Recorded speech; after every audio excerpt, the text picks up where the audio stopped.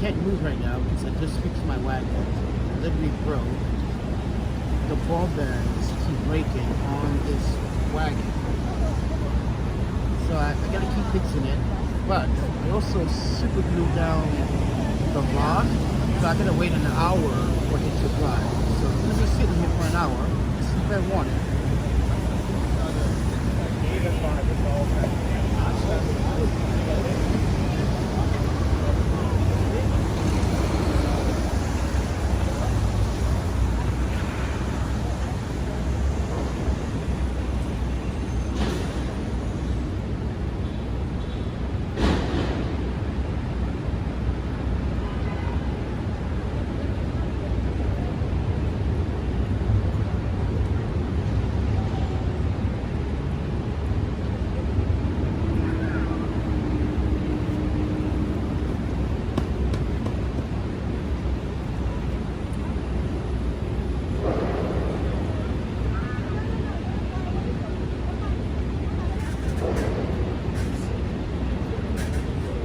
Hello, Eric.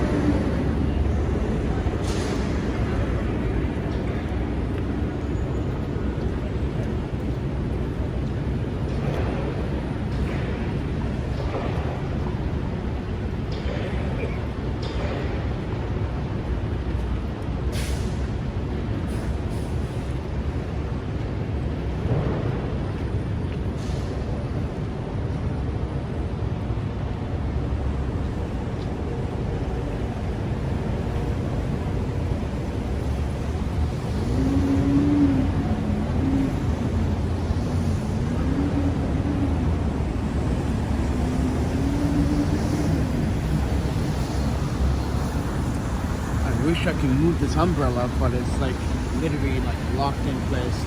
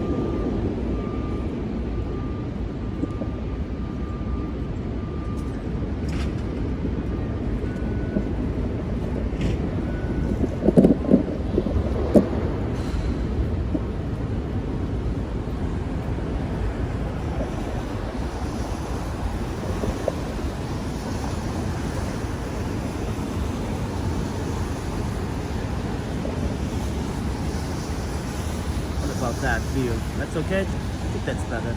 That umbrella was so distracting.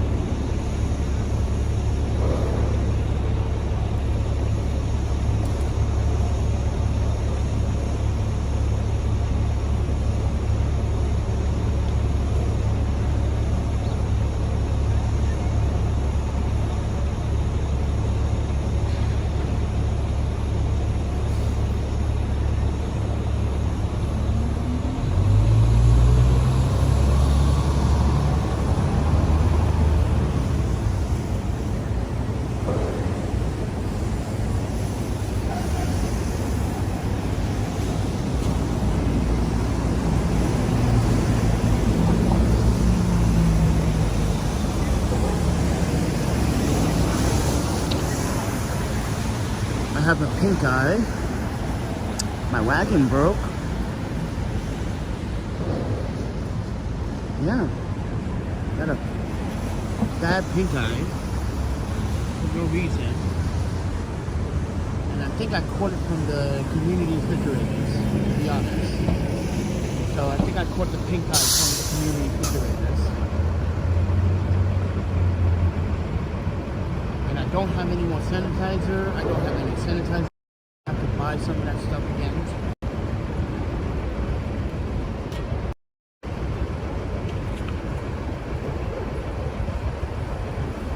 So yeah, my day's pretty going not so well right now. But I'm in life. That's what counts, right?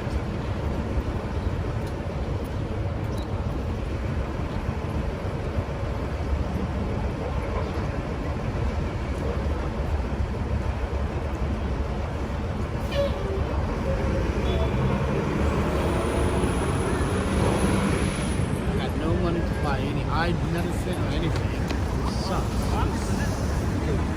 I can really use it.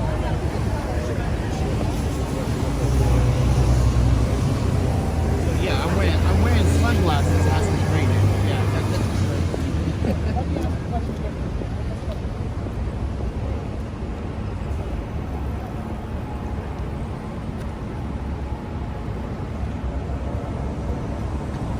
but just enjoy the view, guys. I'm also cannot root for another 45 minutes or so. So I got the glue that's that's hardening right now, or the mode that's hardening on my wagon right now.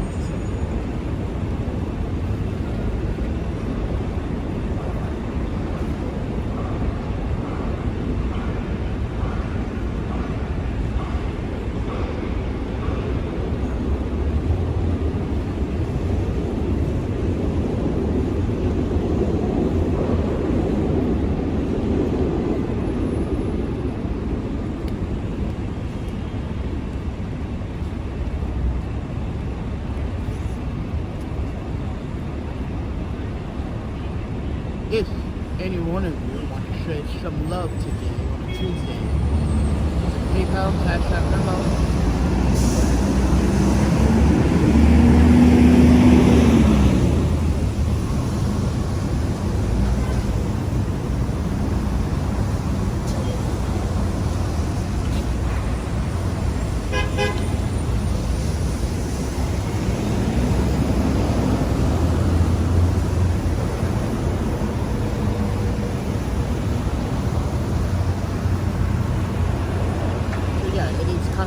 Drizzling, raining, sprinkles. So this is why I'm also underneath this umbrella.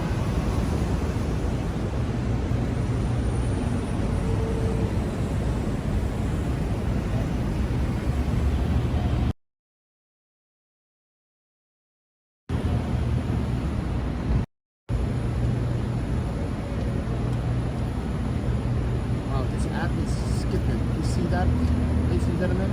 That guy just walked by. I just noticed that the video just skipped.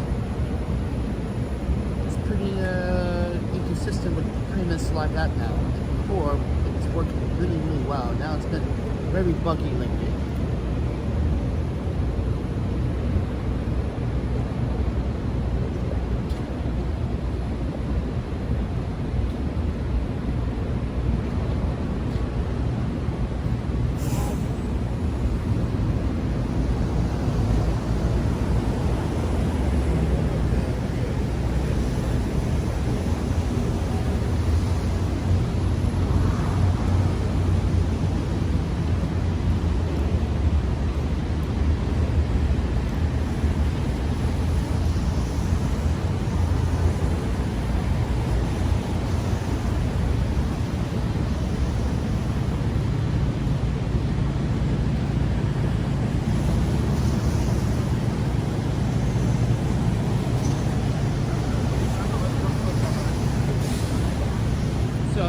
Talk about yesterday's morning's video on Union Square. For some reason, that video suddenly jumped from 67 views to 630 views.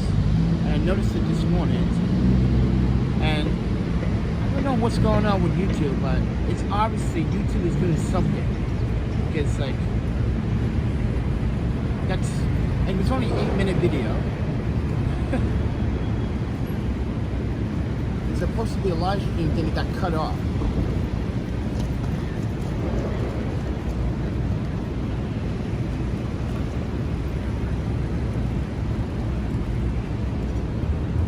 Yeah.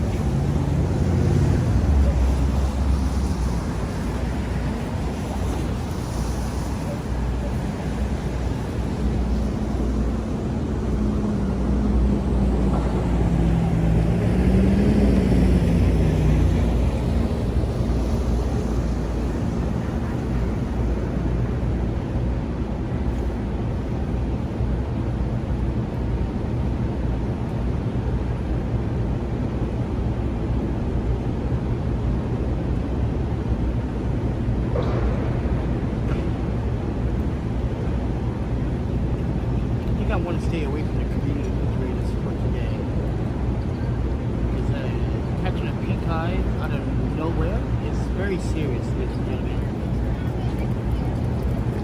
So I want to suggest to people in New York City and the community refrigerators that run the community refrigerators, please sanitize them at least 3 times a day. Yes, there are people in charge of these community refrigerators and they don't clean them like they're supposed to. So I am stressing that I may have, and I'm pretty sure, and I'm very confident that I caught the pink guys that are going to community refrigerators for food. It could be also that I was also in the subway, touching the poles, and touching the railing, and touching the doors.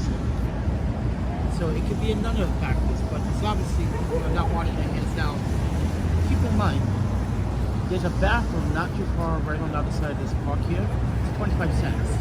I wash my hands all the time. There's a park down here in Union Square that has public bathroom necessities. You can wash your hands there, and yes, they have soap. There's another park, Thompson Square Park, you can wash your hands there. You literally walk in Whole Foods, wash your hands in the bathroom. So there's no excuse for people not washing their hands. I just don't want to deal with all these crazy illnesses in New York City. I never had pink eye in such a long time. It's like since I was a kid.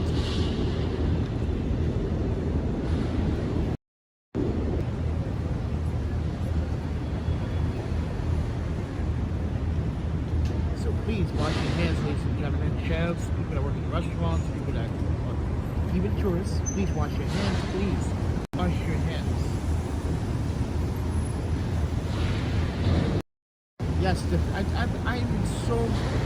Something in the back of my head is telling me confidently that it was the community refrigerators that gave me this, because I was touching my eye last night and I'm like, oh damn, what's going on with my eye? Touching my face.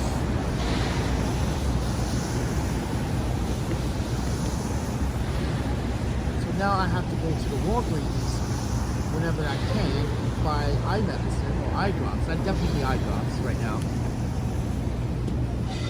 So, yeah. Eye drops or some type of eye medicine for this. Right now, I really don't want to wear my sunglasses during overcast, rainy day. That's just like stupid. Looks like suspicious, especially in New York City.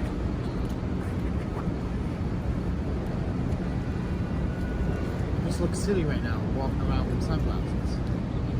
But then again, I don't really care what people have to say. But then again, people always got something to say in the city. Like yesterday, I was at Breakfast Avenue after the video, the live stream. I go downstairs in the subway. I didn't even pay my fare yet.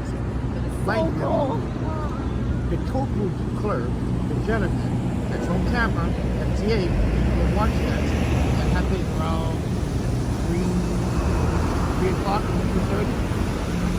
When I kicked back into the city, going to the community refrigerators. So on Breakfast Avenue on the L line, he's going to tell me that my wagon is too large to be on the subway. I said, dear friend, don't make that mistake, friend. Who are you to tell me not to be with? Who are you not to bring luggage onto the subway? He said, it's too large. I said, if that's too large, then luggages of 2 capacities is larger than this. I said, a wheelchair and a person is larger than this. And I said to the person, oh, stroller, fancy strollers are bigger than this. So what are you trying to say, friend? And then I pulled out my media pass. I said, don't embarrass yourself right now. I can literally record you right now and put you on YouTube. You want me to embarrass you? So if I were you, stop trying to be a bully and do your job. Mind you. Because I'm not using... Oh yeah, there's that bus.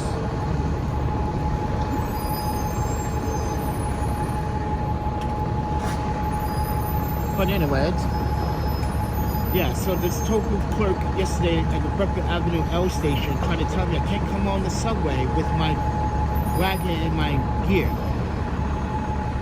And as I told him, I pulled out my media pass, I told him, don't embarrass yourself, do your job and stop pretending to be a cop. Because not one police officer said anything to me since I've been in New York City about my wagon being on the subway. Not one time. So that guy was literally out of line. And I'm gonna go back to that station. I hope he sees me again. I was like, tell me to do that again. And I'll guarantee you, I'm gonna have someone, your supervisor, question your motives. This is why I was telling you guys yesterday about that entitlement shit in New York City. It needs to stop.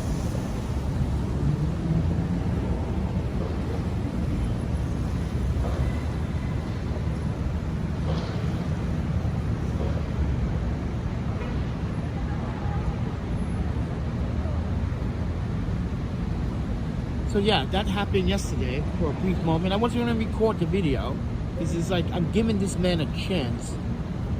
And mind you, they already have video of it at the booth. Mind you, there was no purpose for me going to the booth. I had my headphones on. I was about to go through the gate. These a bunch of high school kids were playing around in the subway. I'm like, let's go, let's go, let's go. People got things to do. People got things to go. You guys are playing in the subway.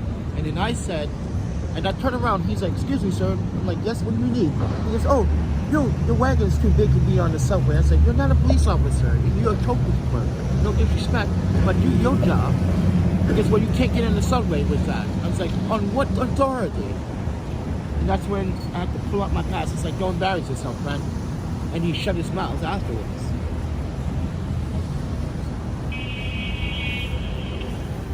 And the reason why he did that, because everything was covered yesterday, so you couldn't tell what was underneath the wagon. So it goes to show you that people literally have problems judgmenting people in the city. You probably thought I was like some crazy homeless person, but look at me, look how I'm dressed. Yes, I got sandals on. That doesn't mean that I'm crazy. I got setas, Japanese setas on. But that doesn't mean I'm crazy. The problem. So I just wanted to reflect on that story that happened yesterday at the L train Beckwith station yesterday around 2-3 o'clock when kids are getting out of school. And the kids, man, you guys gotta stop playing in the subway. Seriously, people can get hurt. You guys were playing this, someone could have got hurt. This is why young people today in this city are being hurt on the subway. You guys are playing around, being reckless on the tracks, on subway platforms. Dude, that's why there are parks.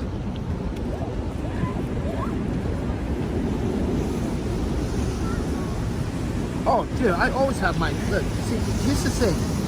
I make these media passes because I have an LLC for my photography, and on the back, what does that says?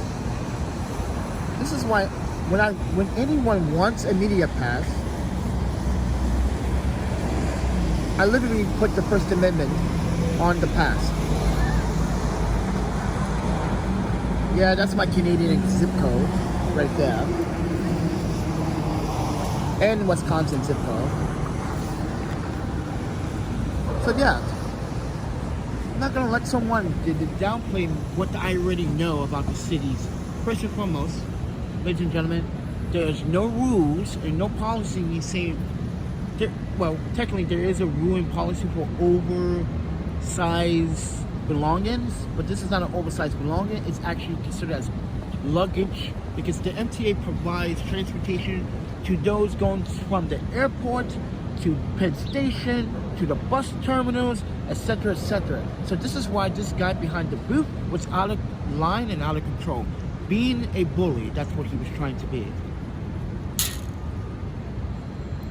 So many negative experiences in the city. Sorry to hear that hate about the city. No, it's just people want to be in control. You can't be in control of the other people's lives. That's not how it works. I don't care if you're a president, diplomat, you're not in control. You didn't give birth to me. You'll give me the rights to live my life. And that's the thing. These whole constitutional rights and civil rights, it's made by men and we follow them like idiots. But in reality, if you really want to follow man, I guarantee it, when the end of days come, everyone's going to say, I should not have done this, I should not have done this, I should have wrote this, I should not have treated people to say, yeah, but it's going to come.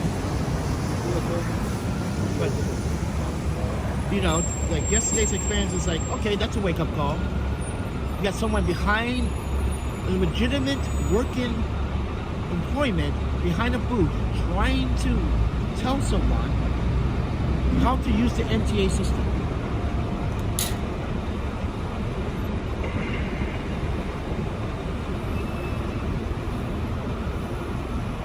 Or it could be that this guy he has a job, but he still has lack of education, meaning that he wasn't thinking about where I was going on the train. First and foremost, if you have any large strollers or anything with wheels, you should be in the same conductor train next to the conductor on the train, where there's a space for handicap space or handicap accessibilities on that car, on that train.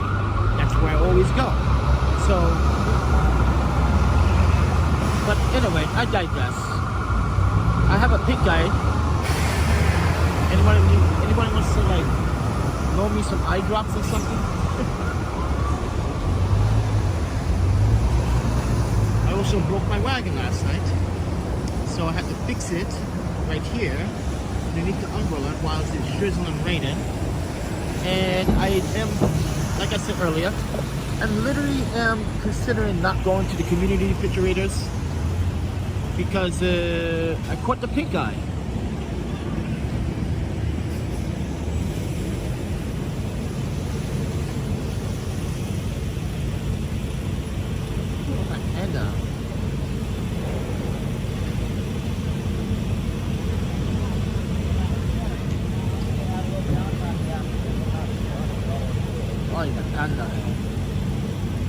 This is why New Yorkers need to understand something. Listen, not everyone is going to agree with you, but there's certain thing called respect.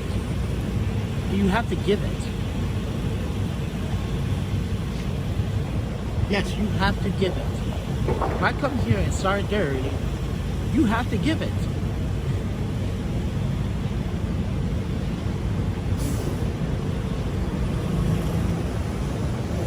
Like the lady the other day at a community refrigerator talking about the guy stole 50 sandwiches. You were talking about yourself. Do the community refrigerators have any vegan stuff? Sometimes they do and sometimes they don't. But this is why it's so tedious. So I'm decided Toy Store and ask this question. Do vegan community refrigerators have anything vegan stuff? I saw you put away the salad and cheese in it the other day. Hopefully they had more options. No, they didn't have options, but they had raw vegetables, which you have to cook. Like you gotta cut up the carrots, or you don't have to cut the carrots, right? But you had peppers, you had spinach that was wilted, that I was really suspicious about, because spinach, in my opinion, could be easily contaminated if it's not refrigerated correctly or in the right temperature. So yeah, and not a big fan of like spinach here in the US, always getting contaminated. But yo, they do, but you have to babysit those refrigerators for such a long time. Guys, literally, I babysit a refrigerator for 10 hours straight and got nothing. So that happened a couple of weeks ago when we got out the hospital, right? And we babysit the 14th Street Union Square, not 14th Street Union Square, the First Avenue refrigerator. We were there for 10 hours and got nothing. Not everybody wants to eat healthy in the city. You got Shake Shack, you got all these burger joints, you got these McDonald's, fast food places, you got a lot of pizza joints. And here's another thing. The most popular food in New York City is halal food. I did not find my bag, but that bag is gone. Someone took it in Brooklyn. I'm in Manhattan right now. It's gone. But if I see someone with my Wisconsin bag, I'm like, excuse me, where'd you get that bag from? Like you stole that bag while I was sleeping. Either you stole it or you found it somewhere. I want my bag back. Go Badgers, go Badgers, all the way, go Wisconsin.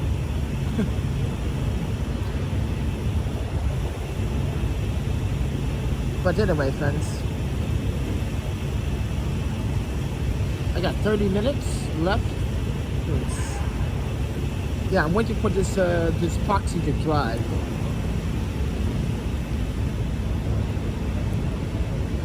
But anyway, guys, So vegan communities are really like sketchy, man. Like, you literally have to babysit the community refrigerators. And like yesterday, I kept going, guys, yesterday I wasted $4, even though I took the train several different times yesterday.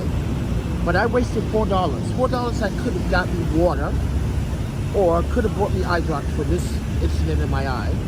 So if you did not see my community post on YouTube, I should just go check it out. I posted straight up early this morning, like woken up 2 o'clock to pick eye. Oh.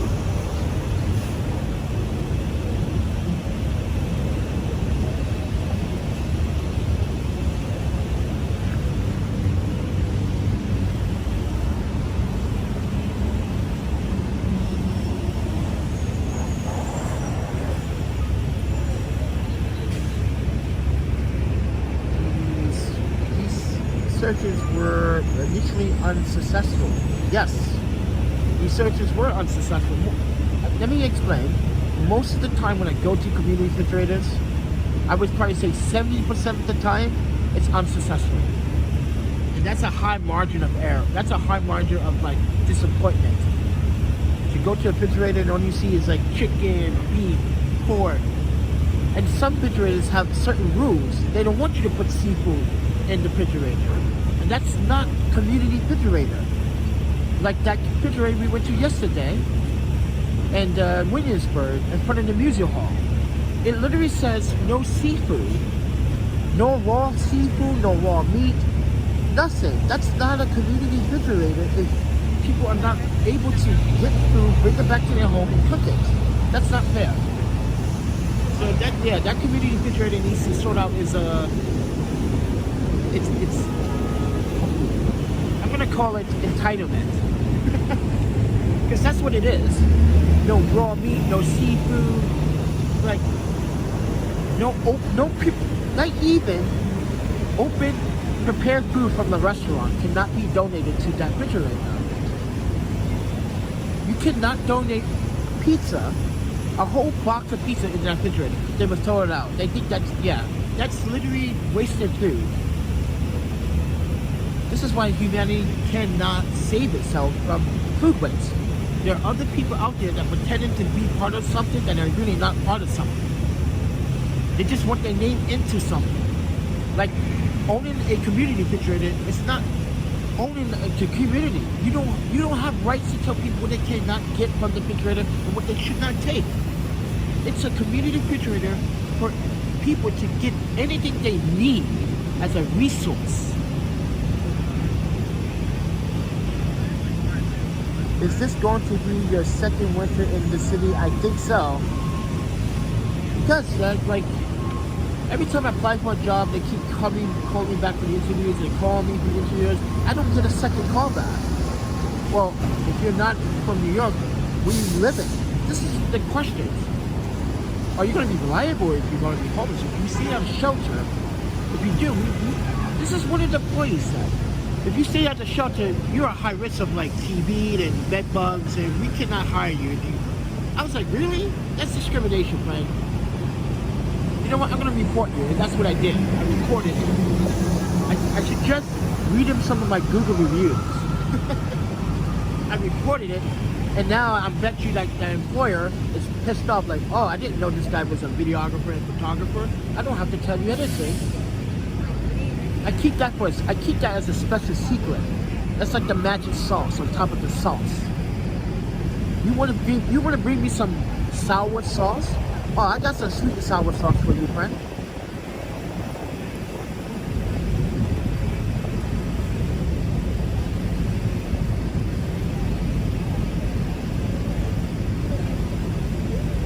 Oh, the warehouse job? Where's the warehouse job, friend? That's the problem.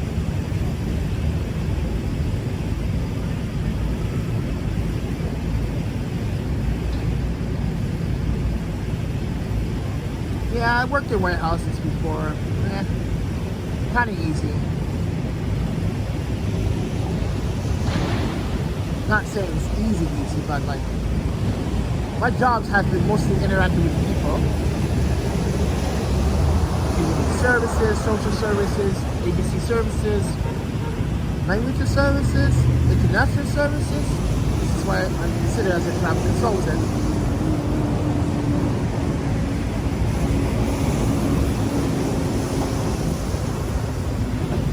Do a water assessment. But anyway, guys, I got 20 minutes. Let's see if this glue is dried. Let's see. On this bucket.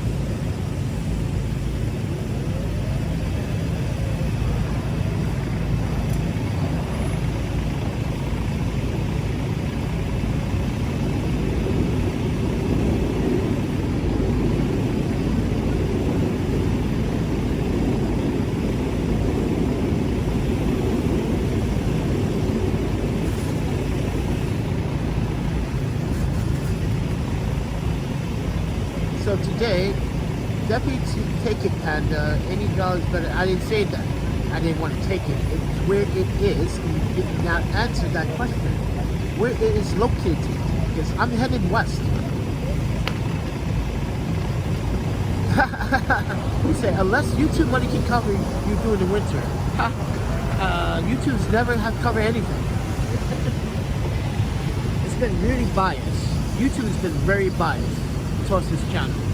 This is why I'm telling you guys, there's no way I have 5,000 subscribers and only getting 80 views per video, and then after 2 weeks it only goes up to maybe 180 views.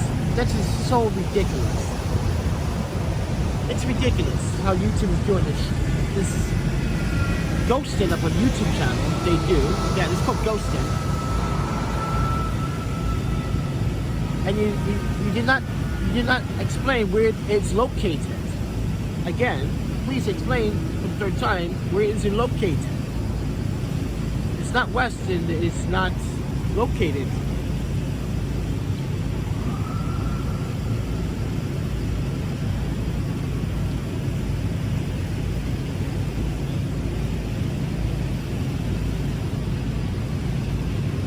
But anyway, I digress.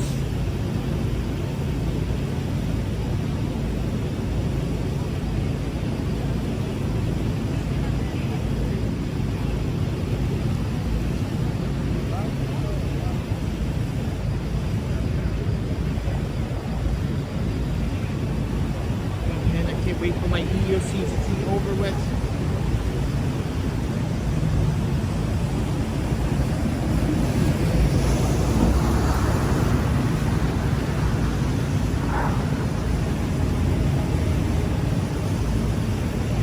Again, you still didn't answer the question. Where is it located? Where is it? Where is it located? Once again,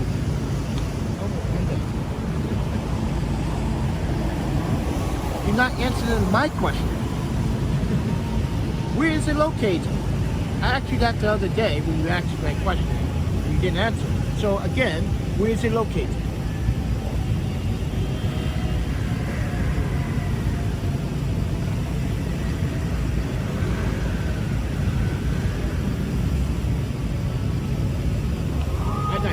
I digress.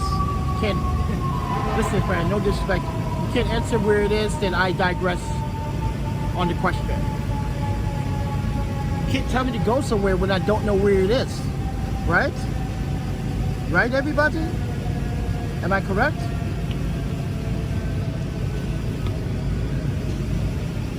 Just saying, it doesn't make sense. You tell me to do something, but you're not giving me the information that I need.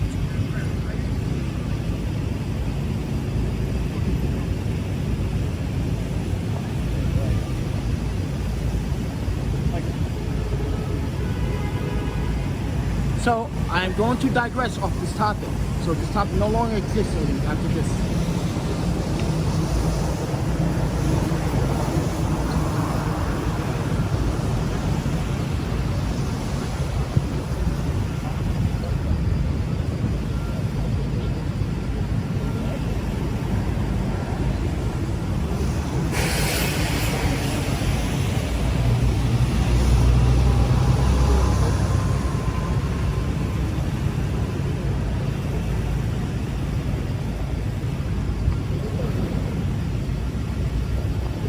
Under name of Canada, New York. What? I'm so confused by that question.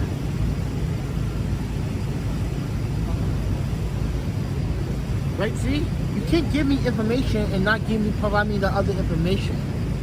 It doesn't make sense.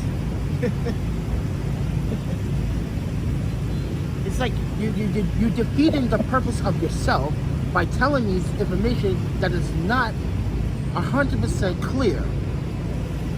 And you said it yourself in the comment. There may be, if you do an interview, maybe there'd be a job. See, that's a risk. Maybe? It should not be a maybe. That's what I asked the day before yesterday and today. Where is it located? And you still didn't provide me that information. So, see, and everyone else, just not talk about it, just not question the topic, because that information is not being provided. Again,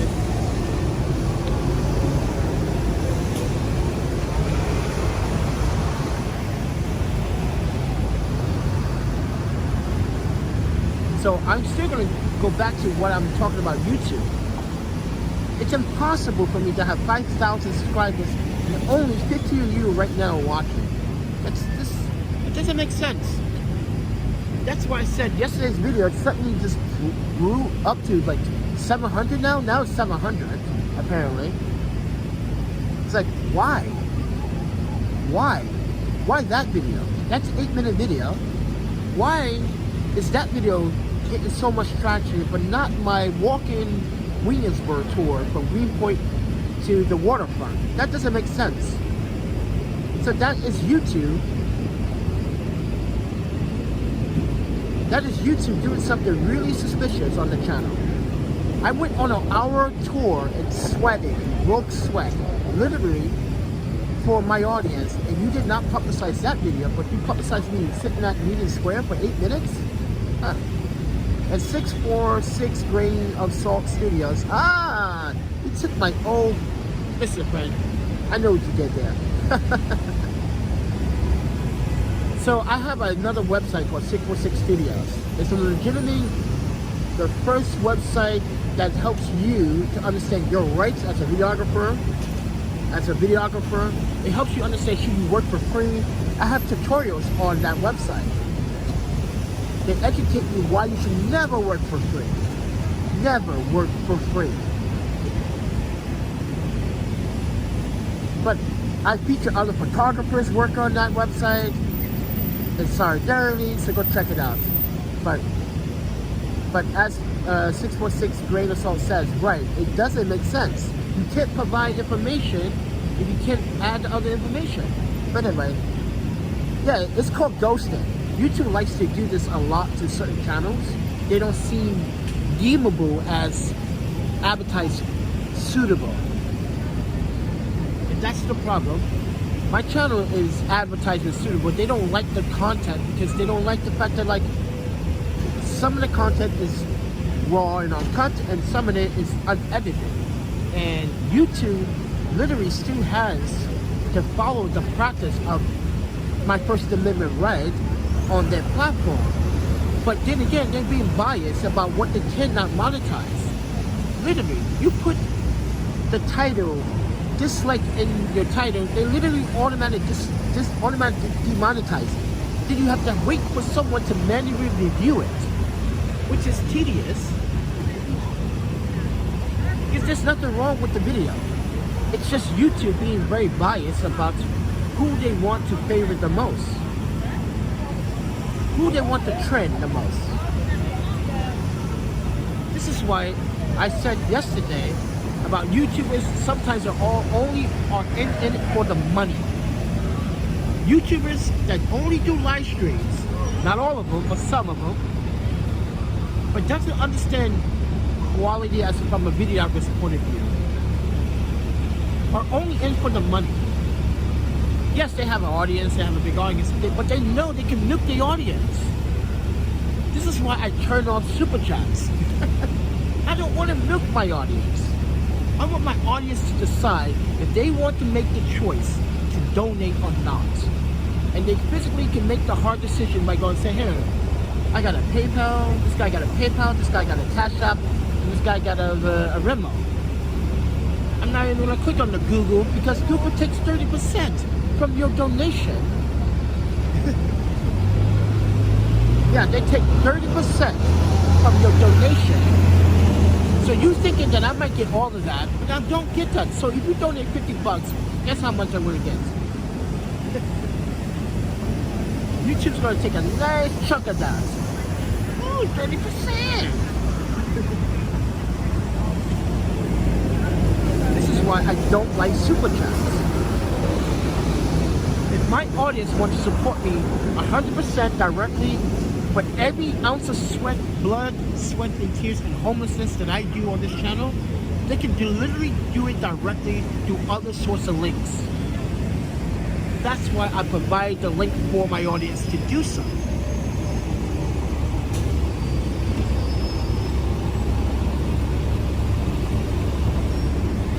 Super chats. Yes, I do get super chats randomly. But I'm looking at the super chats like, okay, this guy donated $12, I'm going to receive $7. Wow, that's nice, YouTube. Thanks. Thank you for taking 30%. I appreciate that, YouTube. This is why I don't trust the platform. I just do these videos just based on how I feel throughout the day. I don't do it just to, oh, I want to be the next big YouTuber. No, I do it because I feel like I want to talk to you, the audience, about something.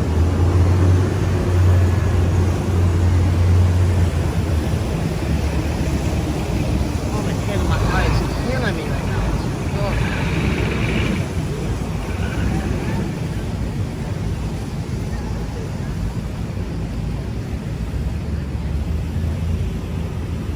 I hope you people know it's going to still rain today. Don't be stupid, stupids. It's like yesterday, this young lady didn't realize her bag got wet yesterday. Her clothes fell out, right? And I was right behind her. And I picked up her panties, I picked up her bra, I picked up her shirt. I'm running after her with the wagon. She goes, oh my God. I was like, you got wet in the rain. You didn't realize your paper bag just got ripped open and your clothes was dropped. She goes, oh, thank you. He's like, you don't feel embarrassed touching my underwear? I was like, I've been married twice. I had a daughter. Like, most of my roommates were females. I washed their clothes. There's nothing new about touching women's. I don't know what's wrong with this young lady. I was saying that in my head. I was like, there's nothing wrong touching women's panties unless you're a pervert. But just saying, I'm just trying to help you. She was like, you don't feel uncomfortable? It's like, look at all these people walking past your stuff. They did not once try to help you. That's what I said to her after. I was like, the point is, what? Well, I was gonna make a point about it, but I gave her the stuff. She goes, you don't feel bad touching the panties? I said, no. Because I said, but look at the people walking around you, didn't say anything. They watched you drop your stuff and didn't say anything. Don't just show you. I don't know, a lot of stuff is going on right now. But yeah, everyone's taking pictures of this building. I'm not sure what they're doing to the building. Are they demolishing it, or because I have no idea. What's the have a good day says 20? I don't understand what. What's 20? 0. I don't. Apple, man, you guys suck. You're literally doing stuff to the iPhone. Literally, guys, they literally bottleneck your iPhone on purpose so you can buy a new iPhone.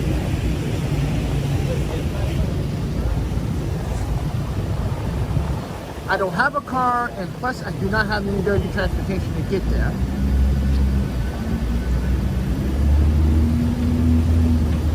Now, I do not want to work in New Jersey, and it's 40 minutes away. Yeah, that's not very convenient for me, friend.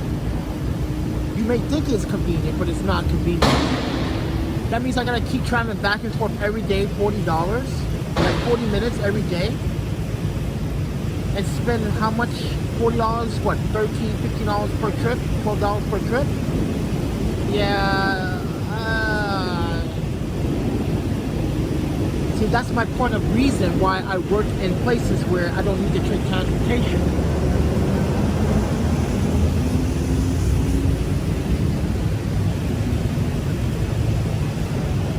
Guys, 40 minutes in New Jersey is like going towards like Newark Airport. Literally. I don't drive, obviously. It's like you gotta have better solutions. Because I don't drive. I would not drive in the States. I refuse to drive in the States.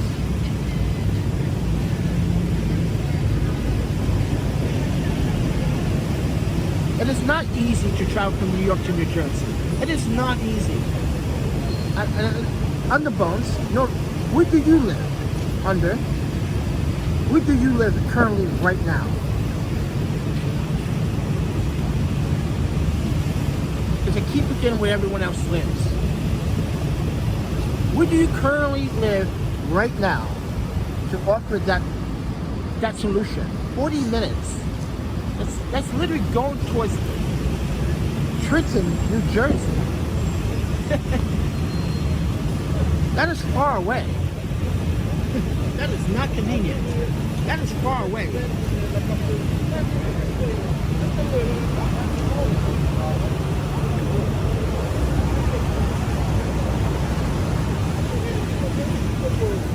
Oh wait, by the way guys, you have to pay New Jersey and New York state taxes too if you work in New Jersey. I believe that's what it is. If you're in New York, I'm not a New Yorker, but if you are living in New York City and you do work in New Jersey, I believe you have to pay double taxes. Yeah, that's not very convenient for me. Let me know if that's true, everybody, because like I said, when I came to New York in the past, when Yuki and I lived here, when we were married, we worked here, we went to school here, we wanted jobs that were convenient, that would save money, not spend money.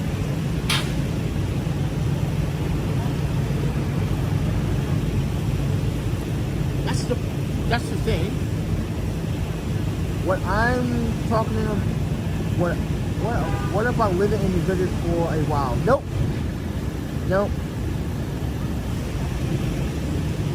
Can't get worse in New Jersey. Yeah, it can. New Jersey, listen, I'm 42 years of age, not 12, ladies and gentlemen. Think about that.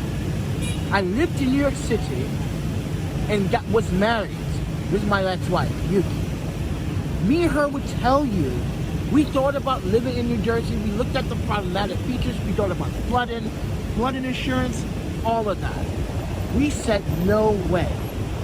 We are more victimized to weather conditions than any other disaster. Winter times, summers, falls, flooding, no way. We thought about it. Trust me, we thought about it.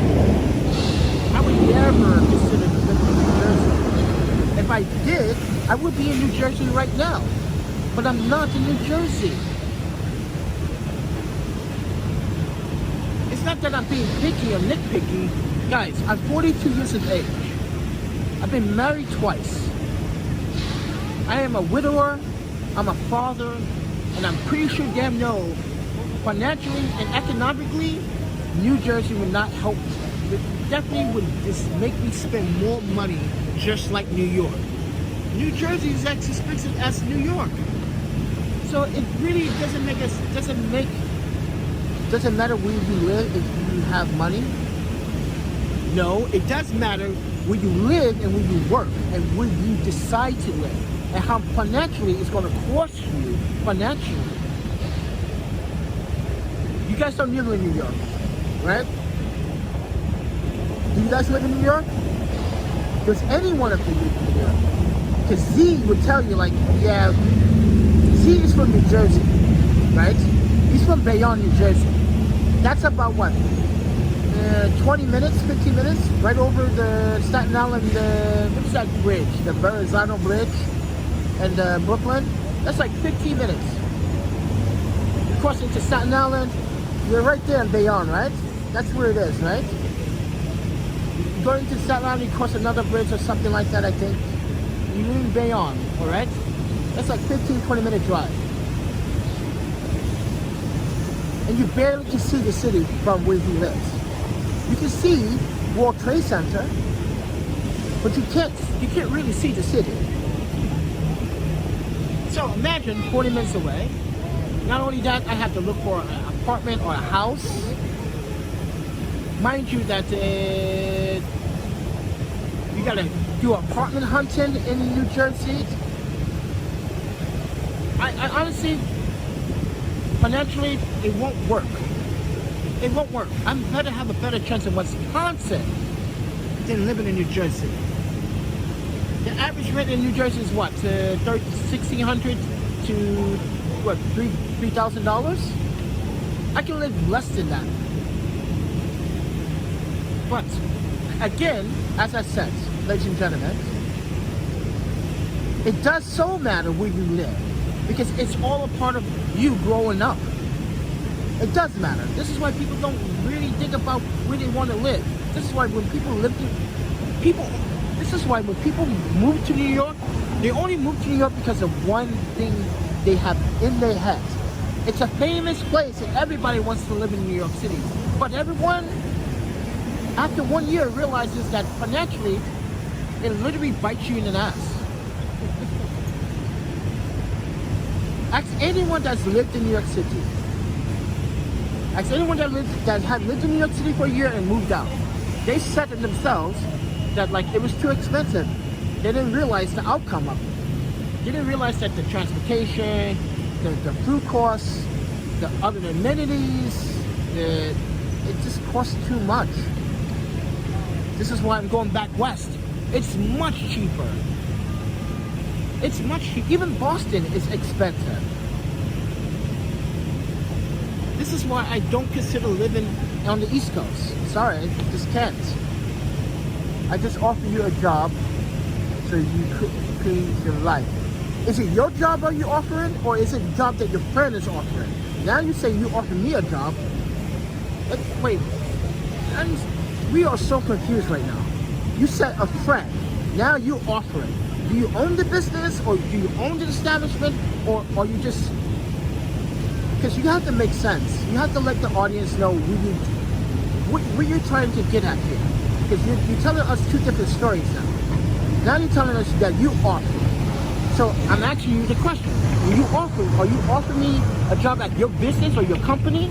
Or is your friend offering me a job? Because if that's the case, your friend should be talking to me or watching this live stream right now. Because I guarantee your friend's going to say, well, he has a point.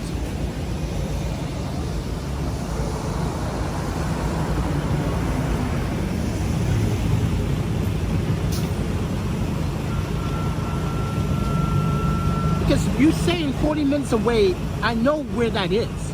Anywhere 40 minutes from Manhattan, it's like going from Penn Station to Newark Airport to Trenton or to, what's that called?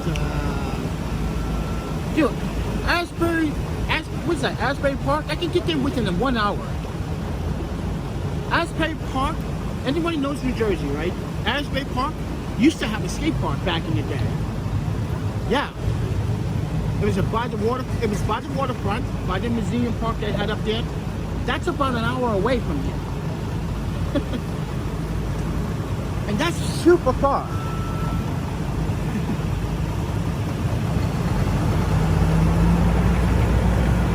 So again, we want to know, are you offering a job at your business or corporation, or is your friend?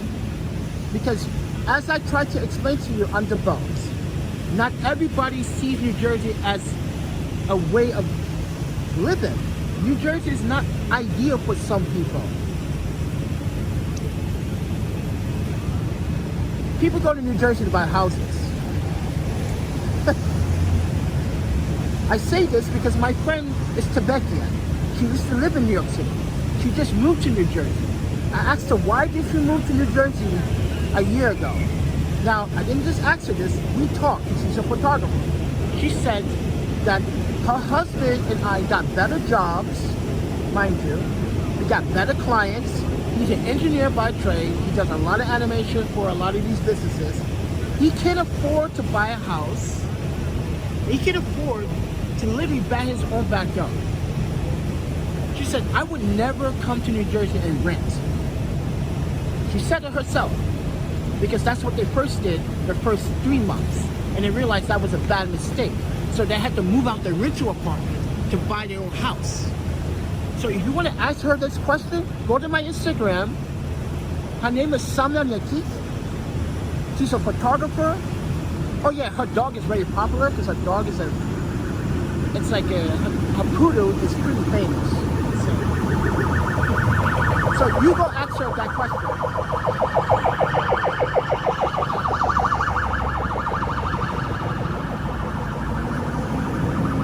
Because remember, we were just out there in New Jersey a couple of months ago at her party. And I said, yeah, New Jersey is definitely not for me. I literally got stuck out there. Remember that, guys, a couple of months ago? We went out there for a party event. We literally got stuck out there. I'm not, no. As I said, I don't drive in the States. I'm not surrendering my Japanese driving license for a temporary. No, I'm not doing that. Sorry, I bust my ass for this Japanese driver's license. I failed that test 7 times. Oh yeah, my driver's license is expired right now, isn't it? 2022, yeah, it's expired now. It's expired. I don't really care for it anymore now. But yeah, I'm sorry. New Jersey just turns me off. You gotta understand, emotionally, mentally, it just turns me off.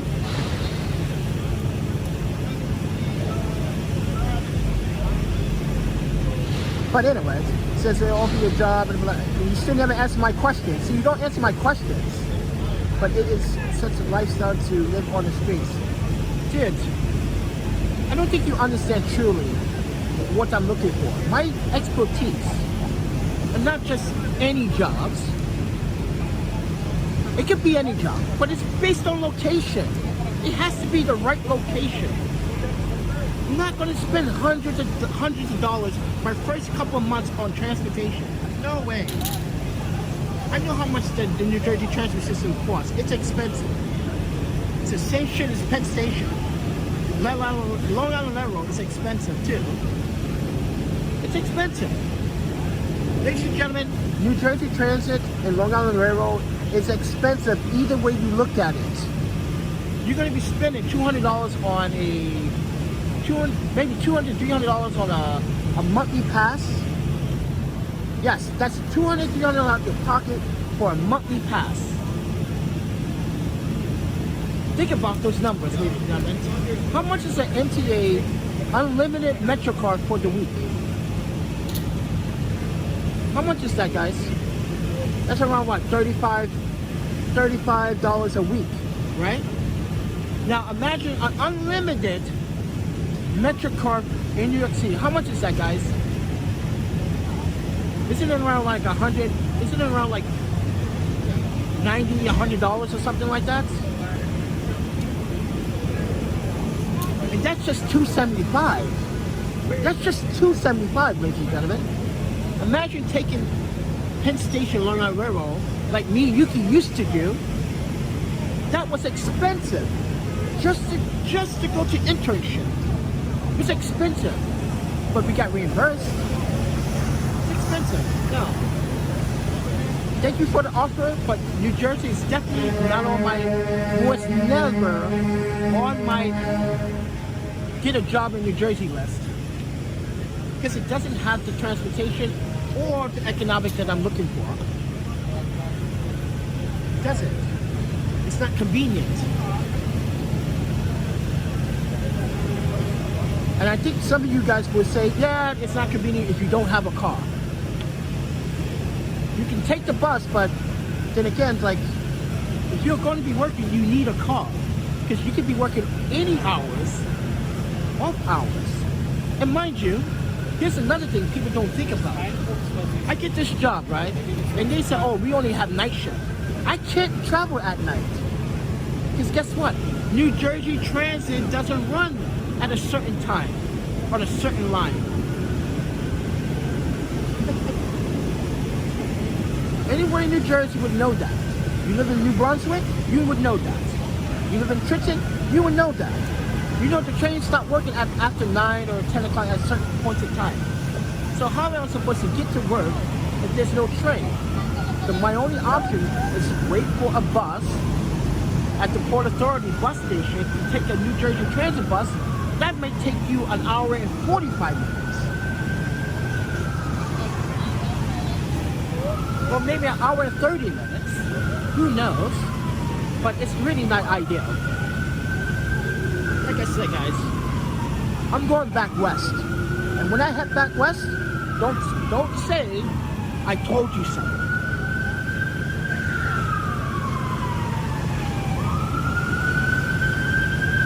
Because everyone keeps asking me, am I going back home and spend another year in New York? You should take this, like Underbones offered me a job. And I asked him a question. He's not answering any of my questions. I asked him, are you offering or is a friend offering? Listen, your friend should be the one offering. You should be watching this video so you can understand my terms, my situation. You're not explaining anything correctly to your friend under my terms. See, this is why people need to watch and evaluate them for themselves. You can't tell someone something because you're not telling what I'm telling you accurately.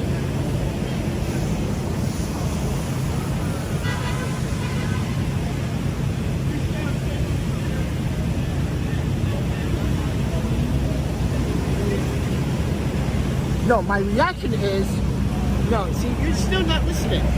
My reaction is, financially, it's not beneficially going to help me. Don't you understand that?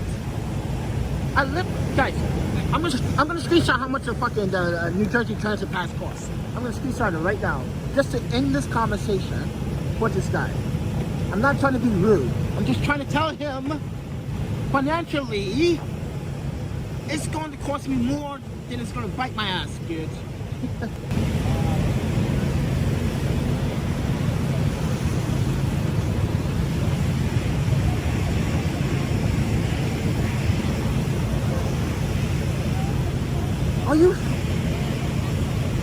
Are you serious, friend? Everybody, I want you to take a look what he just wrote. He says, I have a small business, he has a small company, but I doubt that you know programming languages, CC+, MatCat, and Java. Are you kidding me? Oh my panda. Guys, tell, because Underbones, do you know what I used to do for a living? You just said programming languages. I just proved my point that people don't pay attention to the content. He just literally just fucking disrespecting me. I speak several languages, and I have many skills in CC+. If you watch my videos, you see it. See, this is, oh my god. Alright. Yeah. Oh my god, people don't watch Chicken Full. I'm done. Yeah, he just, you know what? I'm done talking. I'm done talking to him. The fuck, are you crazy?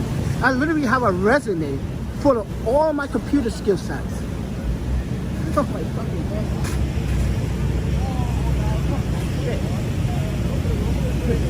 I literally feel very, very, very insulted. You doubt my ability. All right.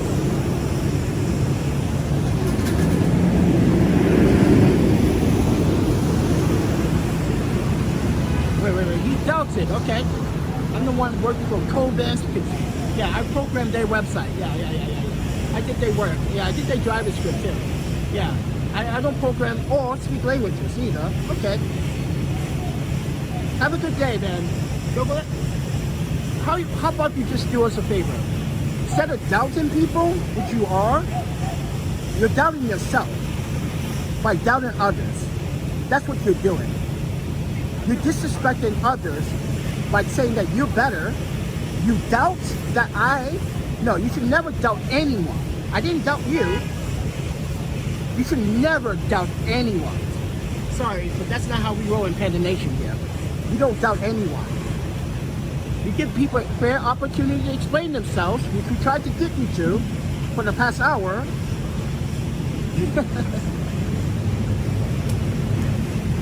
And you sit here and said you doubt that I have any skill sets in programming language or CC plus or Mad Cats or Mac. Right, okay. Guys, back in the day, wait. He's gonna feel like shit. Don't take it literally, friend. If you go to my other YouTube channel called PC Hardware Custom PC, I literally program drivers. Mind you guys, back in the day, people wanted, it was called Fusion. It was called Fusion back in the day. Thank you, Z. Thank you for telling him that, because I just tried to tell him that, but he didn't want to listen. But like I said, anyway, back in the day, I used to program and made a program for a Hygiene drive. You guys know what a Hygiene drive is?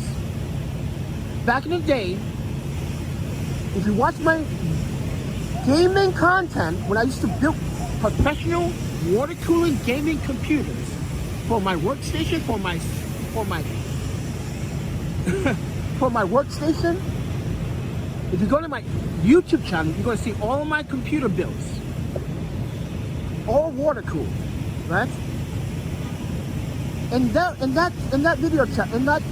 YouTube channel, specifically, I have a video showing you guys how I created a Hygiene drive for ATI, what it was called ATI at the time, not AMD. ATI and NVIDIA drivers working together, so I can have one video card work as my main card and have my NVIDIA card work as my physics card. You guys remember those videos? Back in 2008, 2009, the YouTube channel is called PC Hardware Custom PC. Go Google it. In that video, you see me show you how to program and how to make drivers for NVIDIA and ATI. I was not the first, but many of the first that made Hygiene drives for that capability. And then NVIDIA and AMD once joined forces at that point. You guys remember back in the day, they thought that was a good idea. They stole our idea, yes. AMD and NVIDIA took the community's idea and stole it. I made a drive that was literally working. I was playing Battlefield, what is it, Battlefield 3? Battlefield 3, and I was showing you guys the physics, how it looks without physics and this is with physics. You guys were mind blown. Guess how many people download that software for the driver? 100,000. And mind you, I got many PayPal love from doing that, but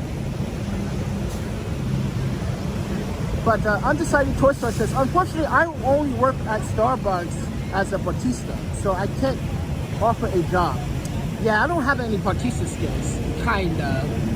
Well, I don't know, because I'm not sure if I still, I don't know, because my mother maybe worked at her bakery, and there were times I had to make like a frappuccino, and I was like, I sucked at frappuccinos because I don't drink coffee.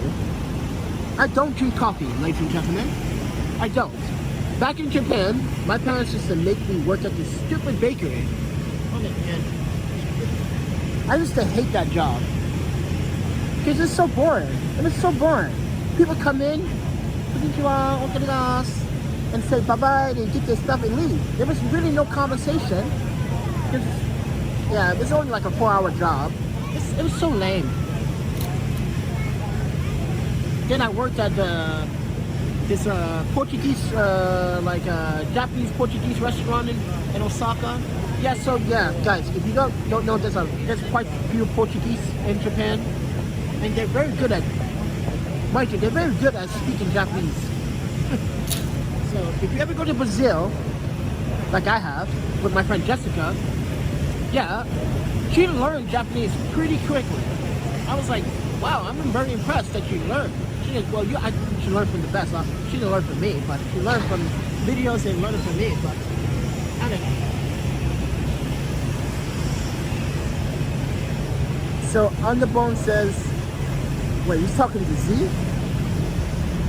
Oh no, these guys. See ya. Oh no, we don't want time out here. It's really this guy. Yes, Z lives in New Jersey. He lives in Bayonne, New Jersey. And he would tell you that New Jersey Transit doesn't work 24 hours a day. This is why it's not beneficial for me. Guys, I know what I'm talking about. I'm a traveler. I'm traveled. I've been around this planet how many times? 3 times? New Jersey Transit doesn't run.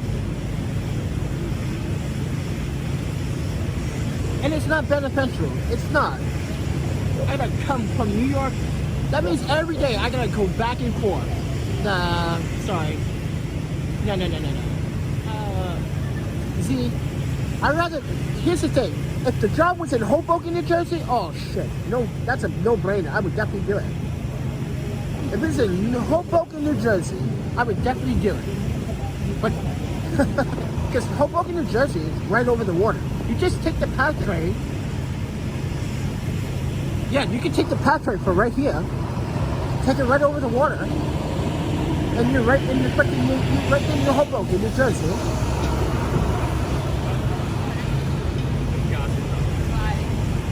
But it's not.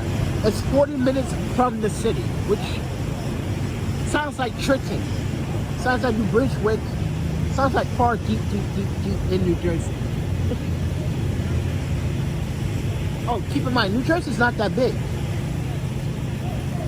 Yes, friends, New Jersey's not that big.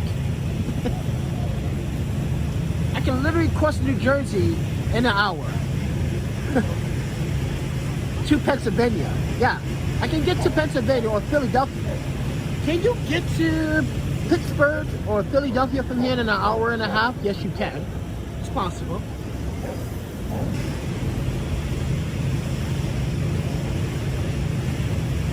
Listen, Brandon, it's not that I don't want a job, but you're giving me jobs that really are making my problematics even more problematic. Transportation, financially, living. It's not ideal.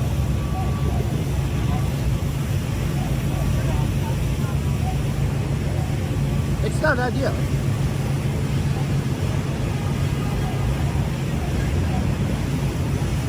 And you guys keep looking back like this. Yeah, a lot of these homeless dudes keep looking. I'm like, I'm about to wear a shirt that says, "You keep looking, something might happen." I'm gonna wear a shirt like that one day, just to see how many people will react to it. But anyway, guys, yeah, Z, he's not being very open. He's working, but he's watching my video. And I'm not trying to be rude, but he's literally just being rude by doubting my skill sets. Even though, like, we do programming a lot on this channel, using CC Plus. Oh, by the way, I should not even pay for Adobe membership. Anyway, oh yeah, that's free because what Adobe did last year was kind of messed up.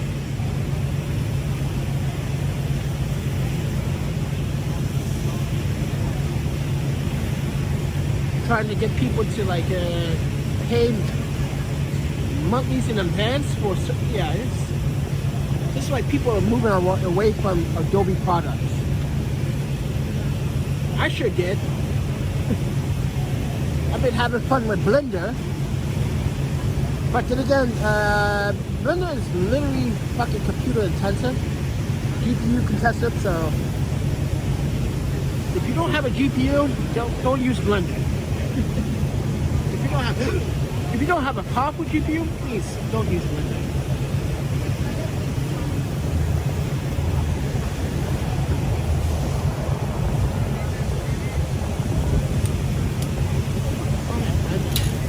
I can't believe we did rate about this shit for over 45 minutes about a job. It's so nerve-wracking into my videos. It literally throws my videos off course when people are not understanding the word "I digress." But then again, people understand what that word means.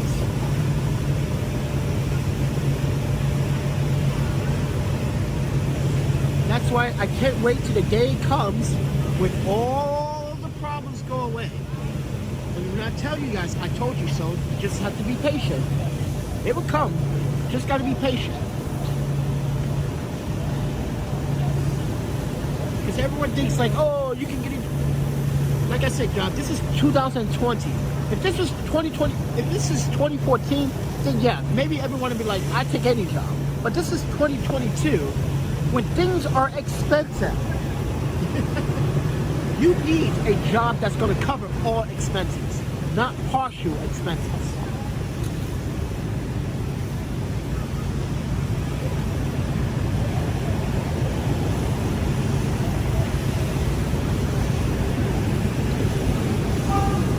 But anyway, guys, welcome to Flatiron District. I'm sitting here. I was fixing my wagon. I'm waiting for the glue to process and harden. Or not glue, I'm sorry, epoxy to harden down on this boat. But also I got pink eye. So yeah, got a pink eye, everybody. So yeah, I'm a little cranky because I got pink eye. Because people in New York City or Subway not cleaning and washing their hands. And I caught pink eye. You guys went, well, you living out on the street or something. No, friend. Listen, I got a gym membership where I can go take showers. I can go to the public park. I can go to the bathroom. I can bathe and wash my ass. There's no. This is why I tell homeless people, there's no goddamn excuse to not wash your ass. When you have public parks with free water and bathrooms providing you with water, you can literally go to Target, buy $2 soap, buy $2 wash rag, buy $3, $4 towel, buy deodorant, and wash and clean your butt. There's no excuse. If I can do it every day, you can too. That's bullshit. I don't want to hear that. I've been here for a year already. We've been in and out of international hostels because I am a dual holder. Yes, I hold more than one passport. That means I can leave when I want. I can just take off. This is why I can do what I want in the States. I can just leave. I can go to another state to another state. And my best state is Wisconsin because I know if I go back to Wisconsin, which we will offer a job, I can guarantee you I can get a job back in Wisconsin. Easy. Just like last year, we went back to Wisconsin for like 45 days. How easy for us to find an apartment. How easy for us to save money in Wisconsin. It was so easy. It was so easy. No, Wisconsin's not cheap by any means standard, but it's cheaper. It's way cheaper than New York and New Jersey. I get to have my Asian markets.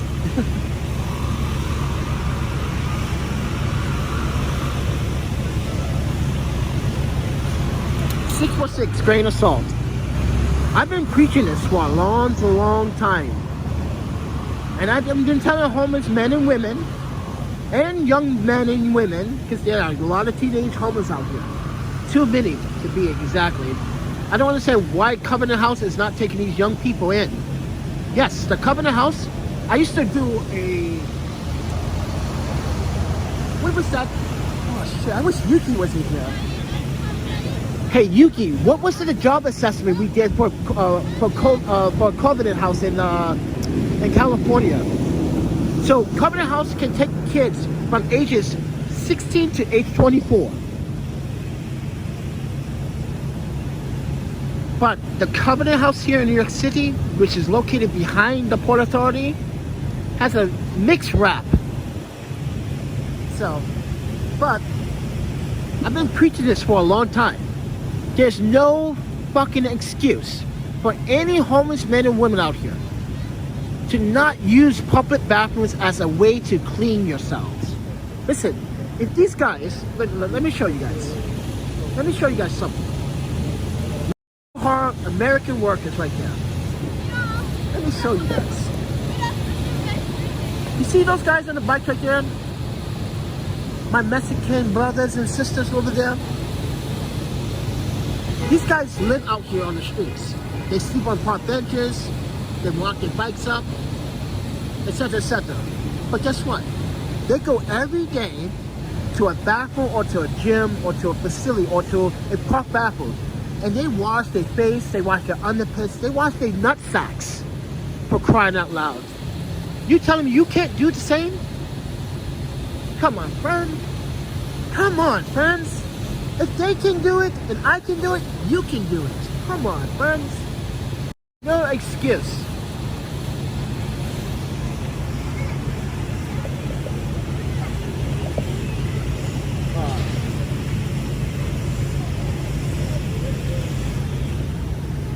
No excuse. I don't care what any homeless man and woman say in New York City.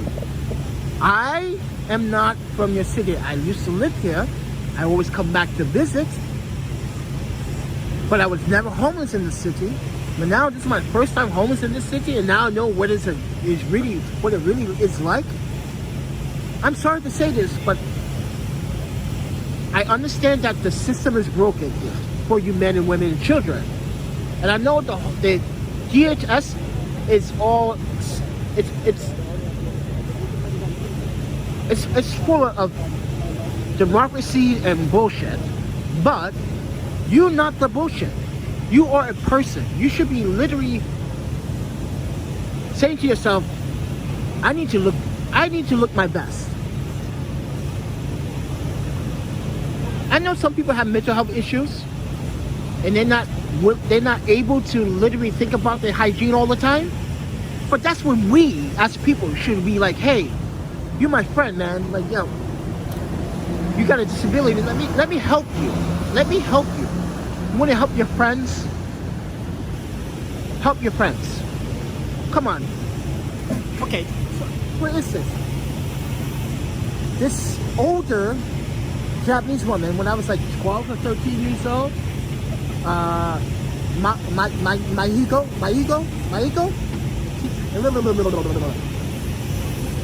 It's been a long time since I saw her, but when I was a kid, this old woman used to come outside every day. She used to go sweep all the, dirt and branches off our street. And I used to go out there and help her. And she goes, oh, I don't need help, young man. I don't need your help. She would always tell me she doesn't need the help. But she did need the help. When she tried to lift heavy things. And then, like, the moral of the story, oh wow, you missing the wheel, friend.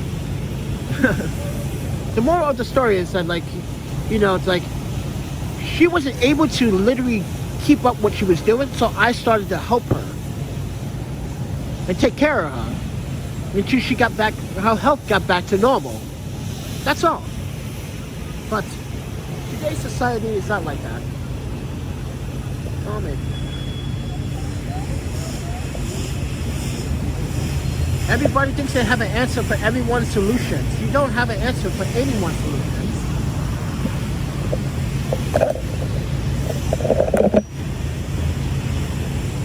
Listen, I wish I had an answer for everyone's solutions myself, but I don't, because I am not some god. I'm not some believer. Like I said, I don't believe in God. That's what some of you folks believe in.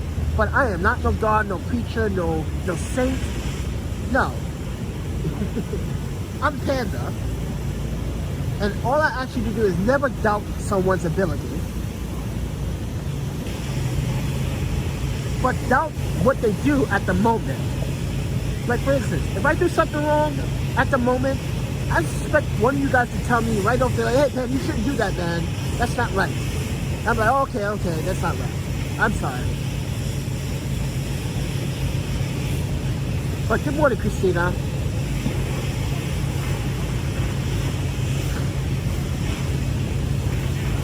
Christina, you just missed a very interesting conversation. For like the last hour, this guy was really trying to push a job, which is nice. Don't get me wrong. It's great that comedian is trying to look out, but he's offering a job where it's not convenient, it's not located conveniently.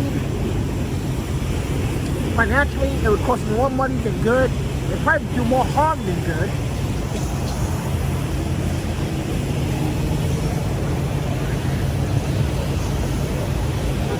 But Christina, the question was, am I staying in New York City for one more winter?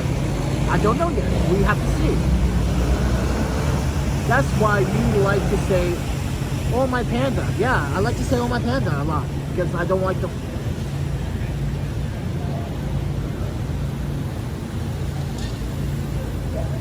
No, I'm trying to prevent myself to not curse. So when I say "Oh my panda," first and foremost, how that started was like I was watching a really nice classic 1945. It was 1947, 1945 movie. I think it was, and it was black and white. And then one of the actors, she was like, "Oh," she was like, she said, the original line was, "Oh my Lanta." So if you guys know where that's from, that's what I got that from. I love that movie. I really love classics. That's how I get into filmmaking. But the original quote is "Oh my Lanta." Yeah. So I took it like "Oh my panda." So now you guys know where I got that from. A very good film that I watched, that I learned not all my cinematography skills, but some.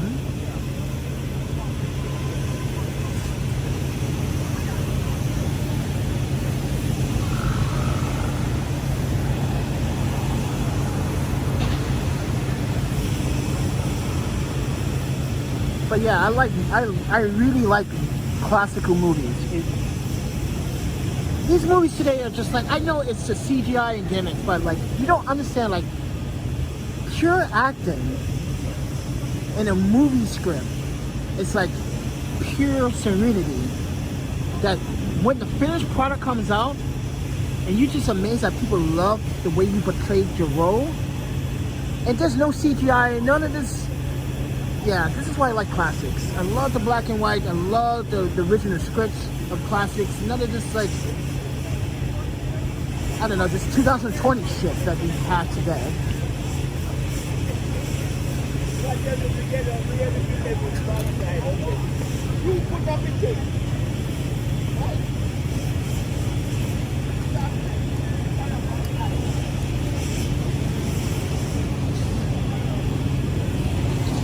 But yeah, guys, please go check out my other YouTube channels. So I got two other YouTube channels. One's called PC Hardware Custom PC. The other one's called Panda. The other one's called Panda Express. Yes, but it's spelled differently. So basically, it was more Japanese. That channel is more like behind the scenes in Osaka. What I used to do in Osaka, and like I always wanted to be a rapper in Japan, but I sucked at it.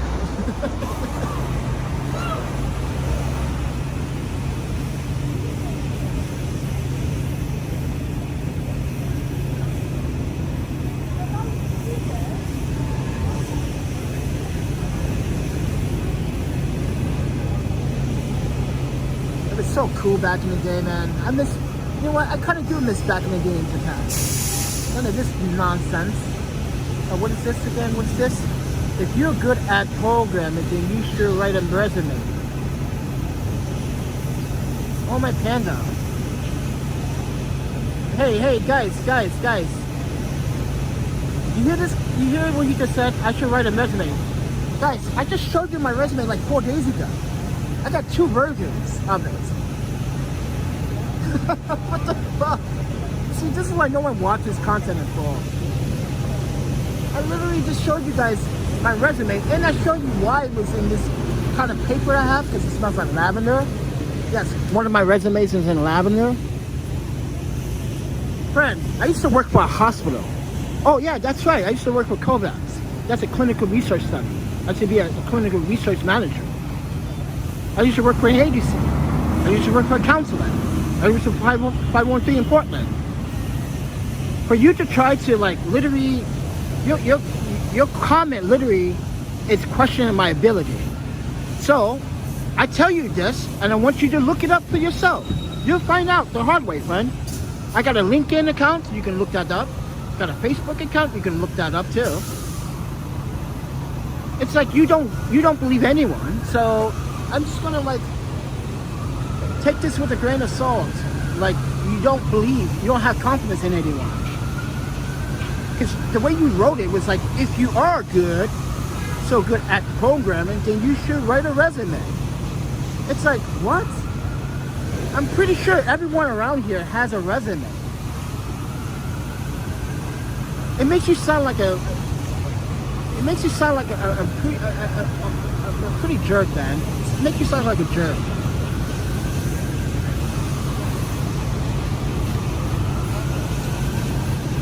Of course no employee will want the video. But guess what?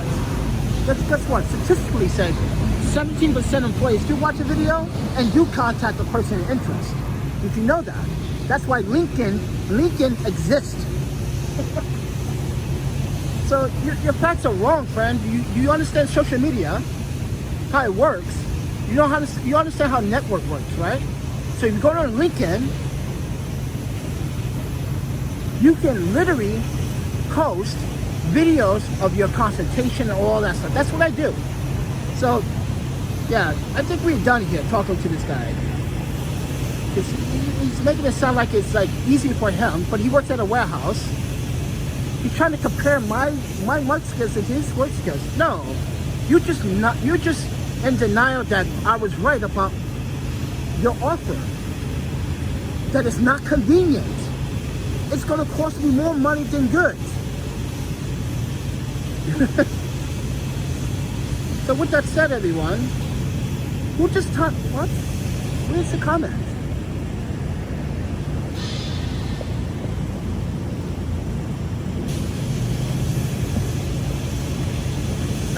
I think he's in denial. He's in denial about everything. No offense, but I really think he's in denial. You can't offer me a job that is fucking an hour away from New York City. Not only that, you offer me a job, but you don't offer me a safe place to live or stay while I'm getting employed. Then you're gonna say that I'm offering a job. Then I said, are you offering it or your friends offering it? And now he changed his question and said, oh, I own a small company. It makes it, guys, just read his comments. Because nothing is actually adding up. I asked you, guys, mind you, for the last hour and a half, we asked him, does he own his own business or company? Is he offering me a job? If you offer me a job, then why do I have to do an interview with the other person, right? That's it. If the other person is offering me a job, then that person should be watching this content so they can get better context of what my needs are or what they're looking for when they want to hire someone, employee, right? But no, he didn't understand that point. He kept drifting off. He kept saying, oh, I'm at work. And he said, he wouldn't answer my questions. That's the thing. He would not and refused to answer my questions. And then when he answered the question, 40 minutes. And then someone in New Jersey here said that I live in New Jersey. New Jersey Transit doesn't run 24/7, just like Panda said. Z said that to him. He still was in denial. So he just kept going on. He should be ashamed of himself. Yes, he should. Because now he's trying to say that I'm the one being an asshole by not taking the job. No. For the last 2.5 days, we asked you, we as the community, asked you, where is this employment? You refuse to answer. Then we tell you, here are my obligations for looking for a job, because everyone has obligations. They need to find a place where they want to feel comfortable to live. That's an obligation. Is this workplace is the right workplace? Will it financially support what I'm doing? No. And then he says the key word, you have to drive. After I said it so many times, we do not have a driver's license in the United States. I said it so many times, we do not drive in the States. He said it in his comment, you need a car. And I don't drive in the States. My driver's license expired. My Wisconsin ID is expired. Actually, that driver's license has been expired for the last 2 years. And we just said that to him, and he still is in denial. It goes to show you that some people are not really truly understanding.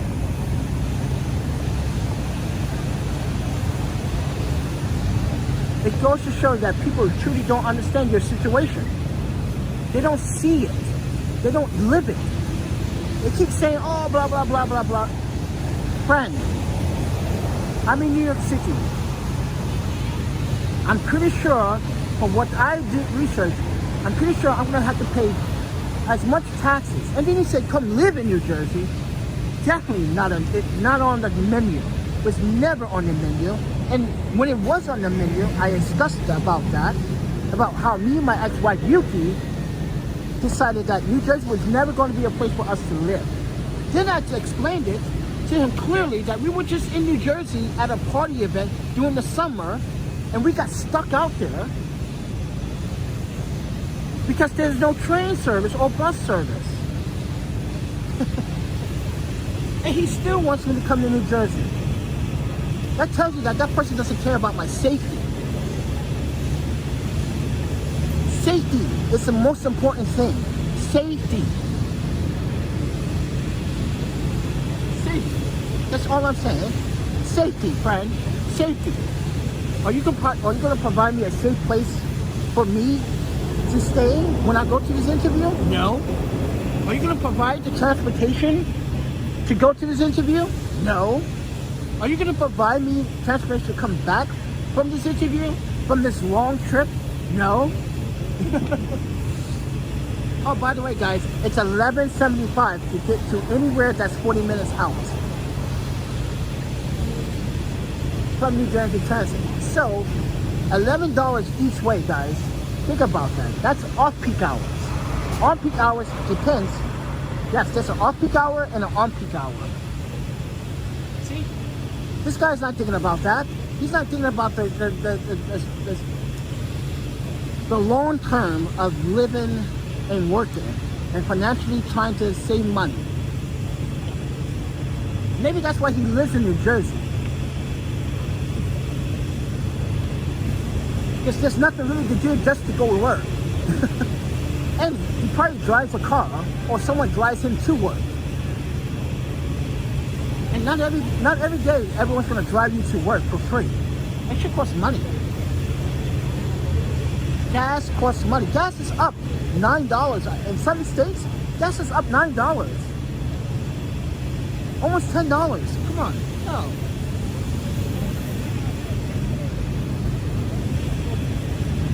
Again, where am I going to get the car to go to this job? Like I said, everybody, I'm not trying to disrespect anyone.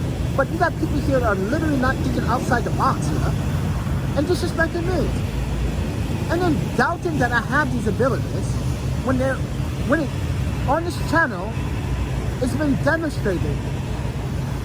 Not just from these live streams, but I used to do product reviews, photography. Come on. I'm doing product photography. I'm doing photography and videography.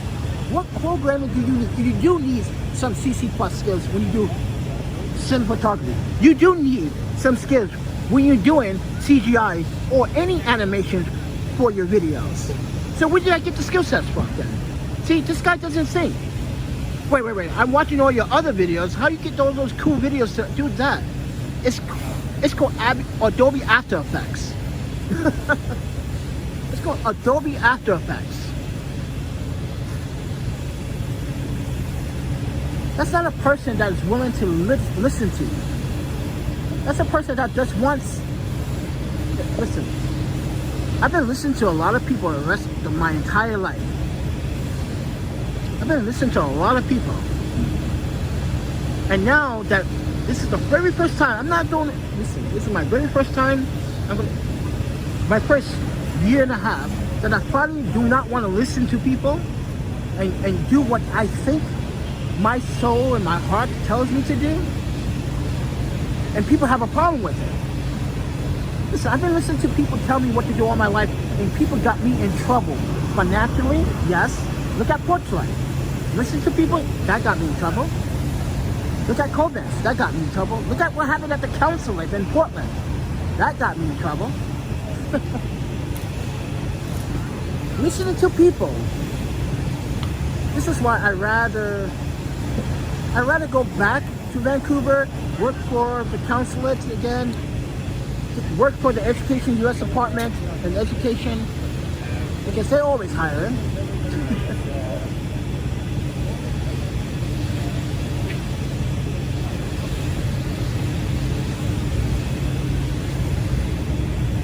But anyway, guys, as I said, I'd rather go back to Vancouver or back northwest where I belong, or back Midwest, or go back to Wisconsin. As I said, guys, we were offered 2 jobs in Wisconsin. We had to turn it down because it was such bad timing. One person wanted me to work right away. They were like, hey, Panda, are you coming back to Wisconsin? I'm like, why? They was like, well, we got a job open. I was like, oh, you fucking kidding me? I can't do that.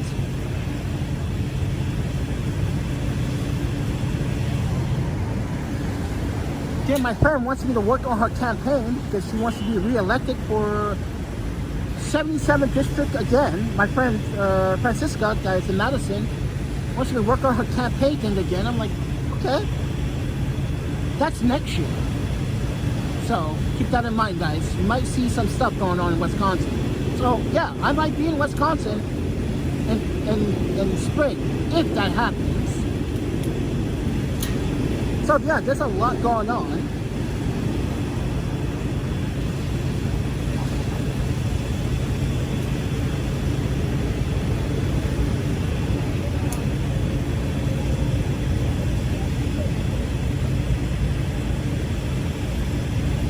You still don't get it. You still don't get it, Bones.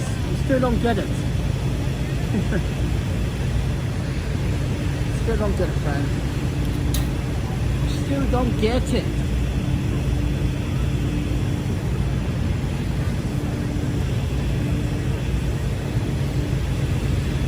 Some guys don't think outside the box. 646 Grain says, offer you a job in New Jersey while you are in New York City. It's not just because I'm in New York City.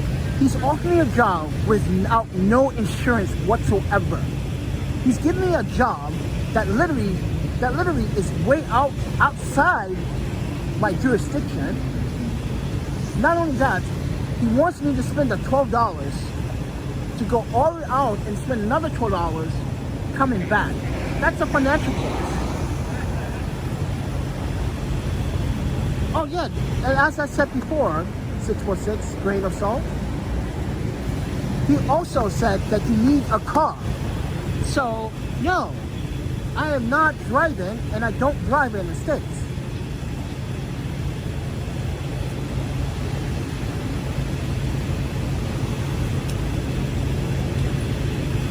What car do I have?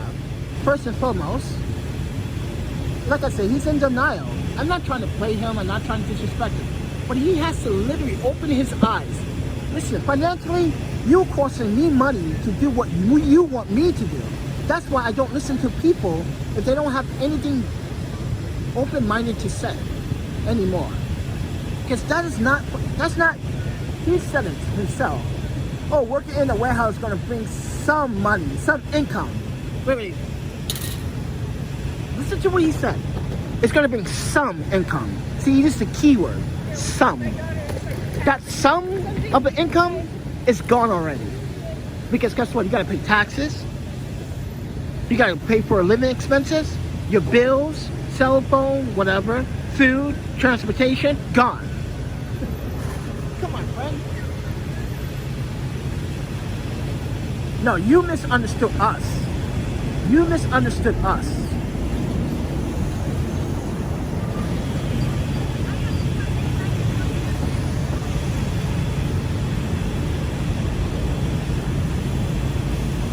And now, you know, I'm not going to deal with this right now.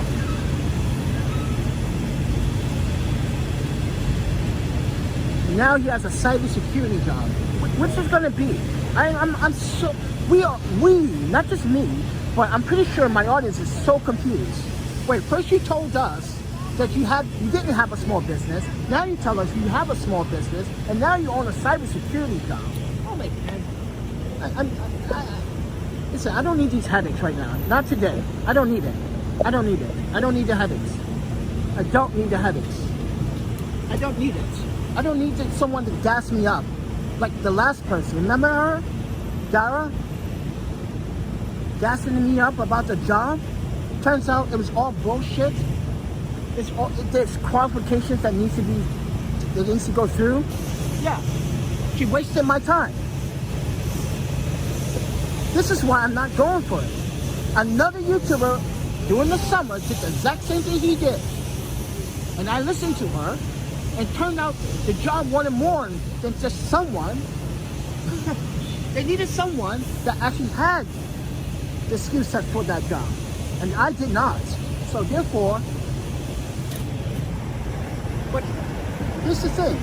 But it was also inconvenient because it was paying less than what she said it was paying. But then again, as I said before, ladies and gentlemen, the keyword that he used was some income. When you guys think about some income, what do you guys think about? You're like, when he says some income, that's not very promising. You're gonna end up spending your paychecks every time you get your paycheck. That's not saving money. That's why I'm looking for a salary job, not a fucking hourly job. I'm sick of these hourly jobs. I'm looking for a salary, not an hourly. Salary.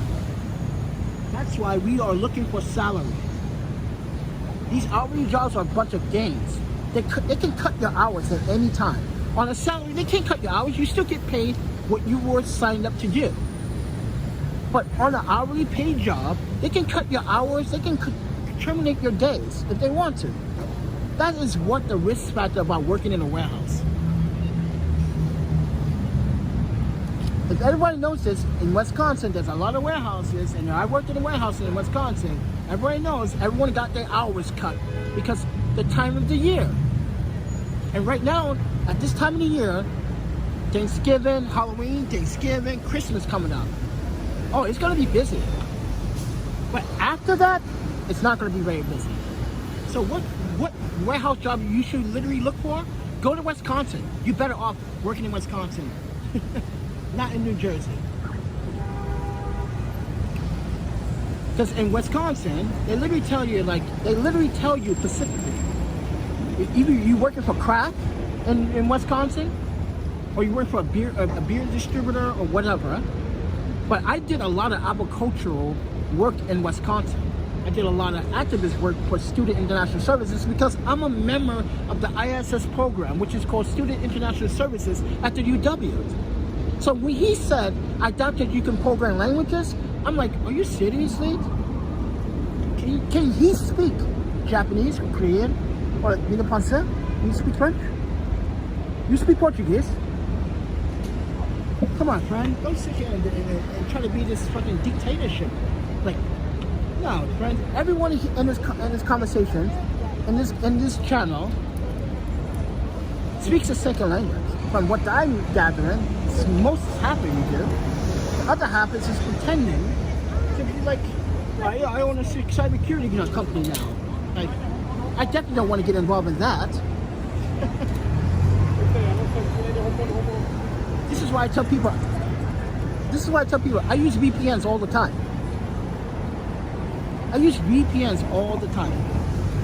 And then he started assaulting and said, you don't even have a resume. Guys, I just showed you my resumes on live stream just the other day when we took everything out. When we went to Greenpoint, we took everything out. And I was like, oh, there's my resumes right here. I got two because one's in Japanese and one's in English.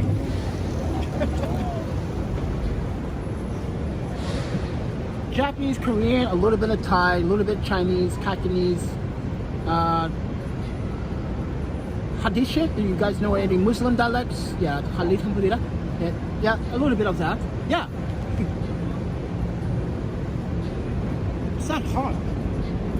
Well, it's not. I shouldn't say that. For some people, it is hard because some people are such in denial.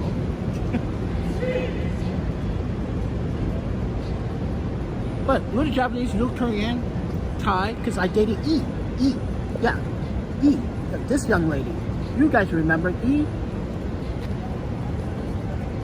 My sweet girlfriend that was, yeah. You guys remember E? She is from Thailand, but she's Hmong. She taught me how to speak Hmong. Yeah, her family taught me how to speak Hmong. So that's why I go to Wisconsin, because there's a lot of Hmong in Wisconsin, and that's why I used to go to Wisconsin. I used to go to Wisconsin because of her, because she was still there.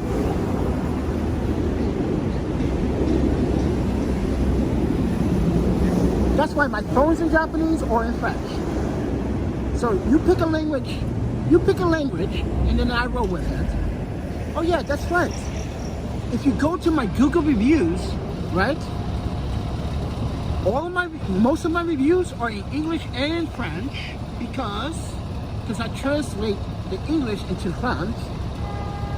So I always converted my reviews. So because there's a lot of French speakers in New York City. There are really fine dining in New York City. So if someone reads it, like, oh, this is French. This guy speaks French. Oh, this guy is from Canada. He's from Vancouver. Oh, obviously. Come on. Eh? Come on, man. It's not this. And now I'm trying to practice Yiddish, which is Jewish. Yiddish. I'm trying to, yes. You guys are fucking I'm gonna blow your mind once I ace some Jewish dialect. Oh my god, I cannot wait till the day comes when I learn when I can speak Yiddish. Is it pronounced Yiddish? Yiddish, Y-I-P-P-Y? Yiddish? Well, it's a Jewish dialect. Yeah. I cannot wait till the day I speak that. Oh my god, guys, I cannot wait to show you my skills on the camera the day when I go into a Jewish community. Oh man, I cannot wait. Oh, that's gonna feel so good. So I mean, yeah, there's like 2 black guys here in New York City. This is why I don't cop block on their turf. This is why I don't do the videos like that. I let Xiaomi and this other guy do it here. I don't do that. I don't do the translations. Sometimes I do. I surprise people sometimes. But I don't know. It's like the other day we was live streaming. Remember, like a couple weeks ago we were live streaming, and like I was talking to the Japanese guest that was on our channel. I said, "Oh, you're from Japan," and I was greeting in Japan. And someone in the comments like, "You need to speak English." I was like, "That's true," and I literally fucking kicked them out. Don't ever do that, guys. Don't ever do that on my channel. Because this channel is for my Japanese people and for all Asian people, for everyone. Don't sit here and tell me to speak English or tell us just because we were typing in Japanese. I'm not sure you guys remember what was going on in the comments, but when I typed back in Japanese and someone comments like, "Can you literally translate that? No Chinese here, English only." And I was like, "What the fuck is this person think he is?" And I kicked them out. Don't ever do that. Don't ever do that. This is why I show everybody. Spanish, Latino. Oh, it's raining again? Oh yeah, it's raining. It's drizzling. So welcome for the 2-hour tour. Not 2-hour tour, conversation about jobs. This guy literally tried to push a job that literally is way out of my jurisdiction, guys. It's so far. 45 minutes out my way from New York City, ladies and gentlemen.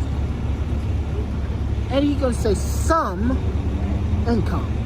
That some income is already gone. You're not helping me save anything. If that's the case, I just go work back for that restaurant job that I had during like the first week of June. That literally failed. Yeah, that restaurant job. No, Lurch. Hey, Lurch. But tu veux ça pour toi? See? Oui. How dare you offer a guy a job? No, the job is so far in New Jersey that you need a car, man. Lurch, you need a car. He literally said it in the comments. Read the comments. He literally said it. You need a car. Then he says, my friend is offering a job. Then he says later, all of us tried to get him to answer a question. He refused to answer the question, Lurch. He refused to answer it.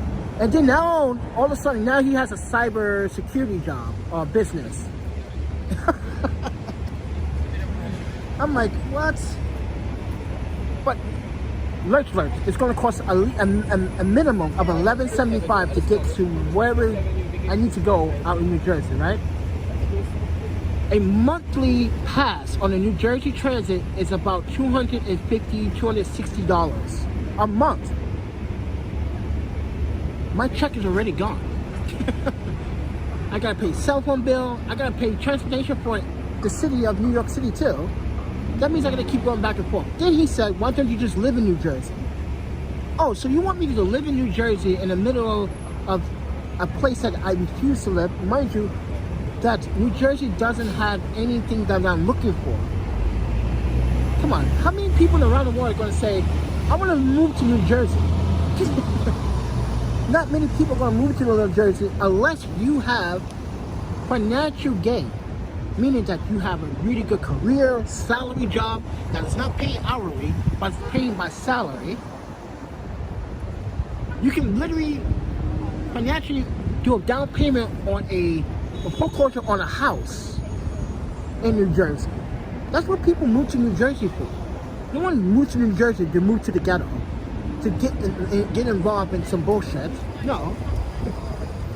Because when he said 40 minutes, I was like, wait, that's like literally going to Asbury Park, New Jersey. That's like an hour and 45 minutes away from here.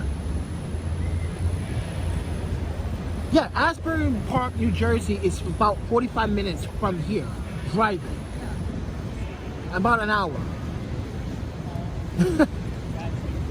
You can't even see the city from there. Yeah, hell no. We're not going to take a job hourly. Yeah, an hourly paid job. 2-4-hour jurisdiction, like I said. But he gets upset. He says that, oh, you want to live homeless. You want to be... Dude, this is my first year and 2 months in this situation. And you're literally giving me grief and giving me problems about me being out here? Listen, I came here on a whim. Listen to this, guys. I came here with my own money. Not only your what I was supposed to say, jurisdiction. You didn't tell me to come to New York. I came to New York, so I was like, you know what? Let's get out of Wisconsin. Let's go to New York. Let's go to Boston. Let's go see if there's some work there. We come here. There was work at the first beginning. Things were looking up. And then everything took a downturn. After September 2021, everything went downhill.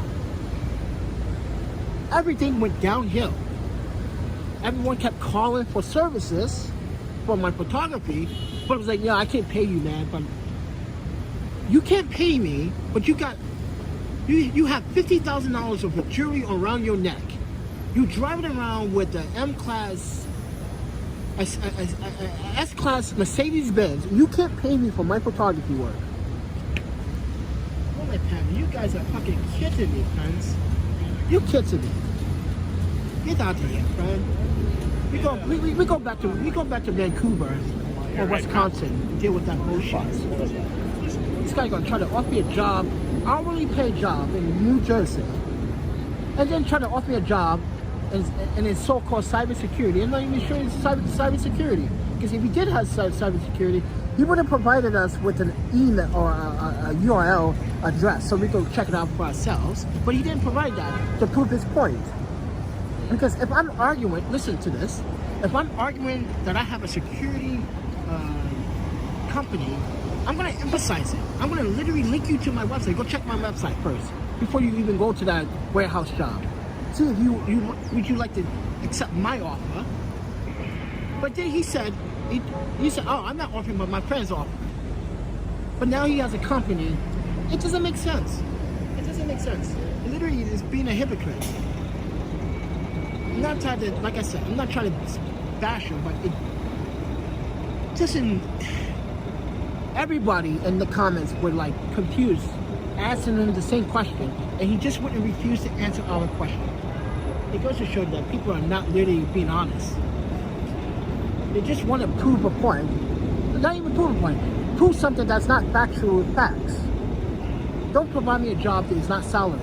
I keep telling you guys, if it's not salaried, then I'm wasting my time. I'm at 42 years of age. Most of my jobs were salaried. I think he just made it up too. Because remember 646, he said that he wasn't offering, his friend was offering, and he works at the warehouse. Now you have your own cybersecurity. Just read the comments. It's just like, he literally told on himself who he really is. That's all, friend. He literally told on himself. Just read the comments. It's hilarious. It's funny. It's comical. It's insane. But he didn't spend money to come here. I did. I came to New York. I went to Boston, DC, New Hampshire, Connecticut. We went to all places fucking Connecticut. Oh my god, so boring. So boring, man. So boring. Well, in the summertime, it's pretty nice because you can go to the beach. Oh, someone has a Q3 problem. Uh-oh. See? And newer. See? Okay, guys, so Newer is the company that's based out in New Jersey, right? So I've been testing their strobes, right? I've been having their strobes since like 2020, right? So everyone that has bought a Q3 strobe from Newer product has contacted me for technical services.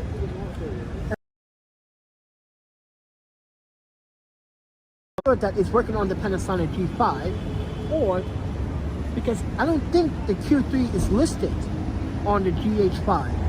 To be honest, yeah, I don't think it's on the list of compatible cameras.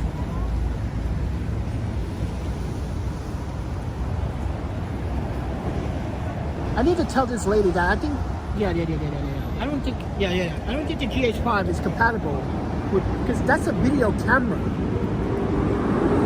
Yes, you can take stills with it, you can take photos with it, but the problem with that camera, so guys, let me explain. So the GH5 is dual IS camera. It has dual ISO camera capability. It's a video camera.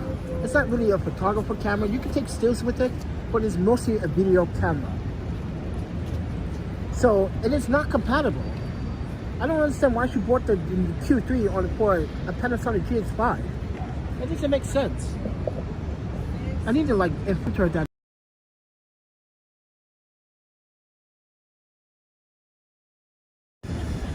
Yeah, I don't think it's, I don't think they have it listed for GH5.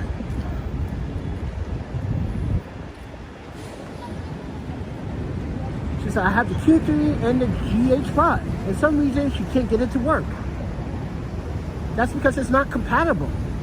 Don't you read the specs?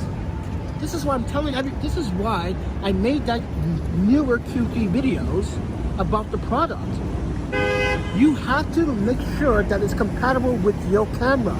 And right now, it's only compatible with Canon, Sony, and Nikon cameras at this time.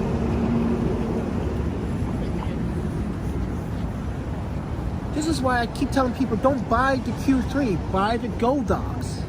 Buy Gold Dogs. Or if you can afford it, go buy the Pro Photo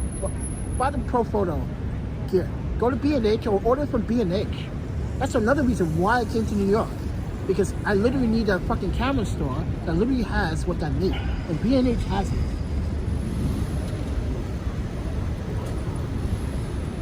Please, ladies and gentlemen, if you're a photographer, stop buying the Q3. I have people literally consult me. They literally, this is how also I make my money. People literally pay me for consulting hours so I can address these issues about the Q3.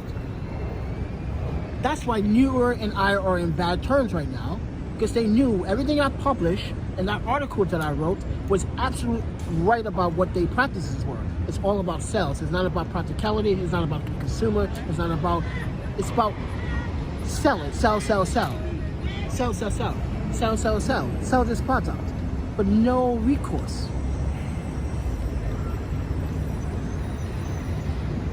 Don't buy the Q3.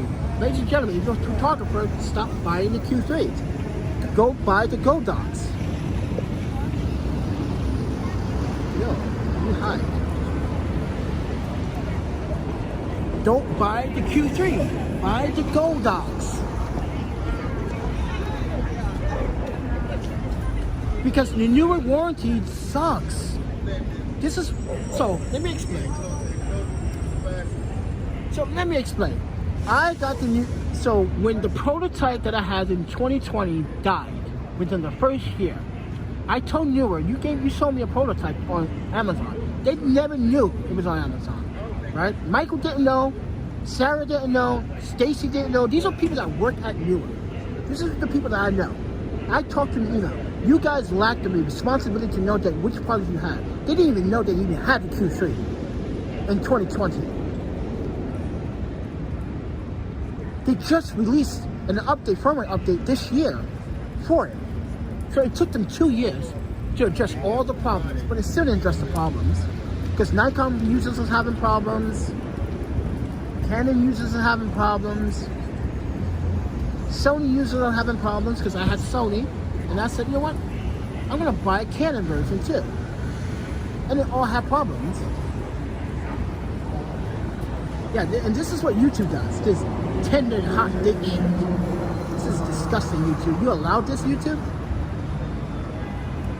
You allow pornography in the channel, YouTube? That sucks. Yeah, that sucks, YouTube. You allow this kind of shit? This is why my channel gets ghosted. Because you allow dumb shit like this.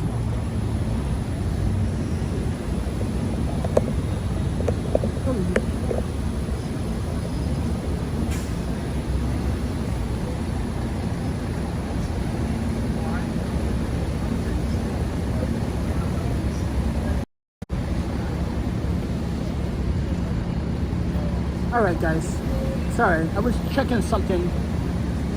But anyway, listen, ladies and gentlemen,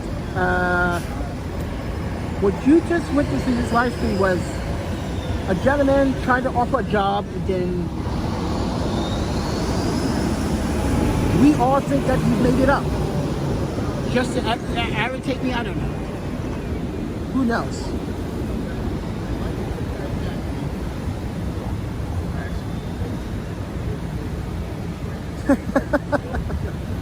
YouTube is not the only thing that sucks with those links. Yeah, I suck too. Because you know why? Because I allow this to happen to me. I allow people to tell me what to do. Yeah, this is why I don't listen to people. I allow people to tell me what to do. I allow people to tell me what financial. Listen, I had a financial. Listen, I had a CPA that literally was stealing from me. This is what I was telling you guys about Portland. I had a certified CPA, right? He's supposed to look out for my financials, right? But instead, he was stealing money from me, and I was pissed. This is why I don't fuck with people in Portland like that anymore. I don't fuck with the 501c3s. I don't fuck with anyone unless I know people in Portland. And there's some really good people in Portland. This is why we left Portland. We went back to Vancouver. We went back to Wisconsin. Worked for the ABC. Worked for... Yeah, that's when I decided to go back to Wisconsin and work for the UW. And then Porchlight offered me a job. And then I literally turned Porchlight down because of the problems that I had. But when the state came to me and said, please, Panda, we heard that you come back and forth. We heard you do good things. You can literally tell us what is going on inside. And I was like, you know what? That's a good idea. Because that shelter, that facility needs to be dealt with. People's right to be violated. You got employees stealing and selling drugs inside the facility. I'm not even going to emphasize that anymore. If I don't win my EUC from that, then I know that it's all cover up. Because it's on YouTube. Come on, friends. I don't want to be a part of an agency that is literally doing the opposite of trying to help people. Can't do it. Can't fucking do it, friend.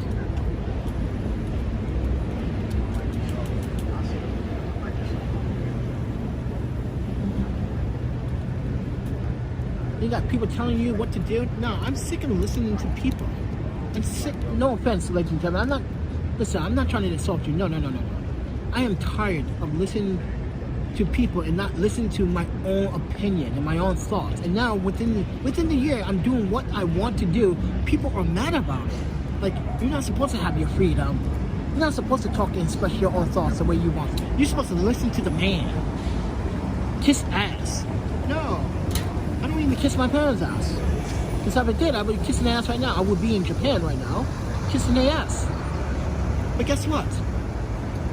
Guess what? Last year spring, they didn't want to say, they're the ones that couldn't save me from the bullshit in San Francisco. Remember that? So don't give me that.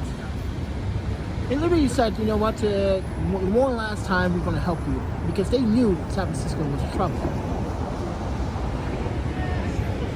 And they knew Bob was a bad person in Wisconsin, in Milwaukee. Remember we were in Milwaukee?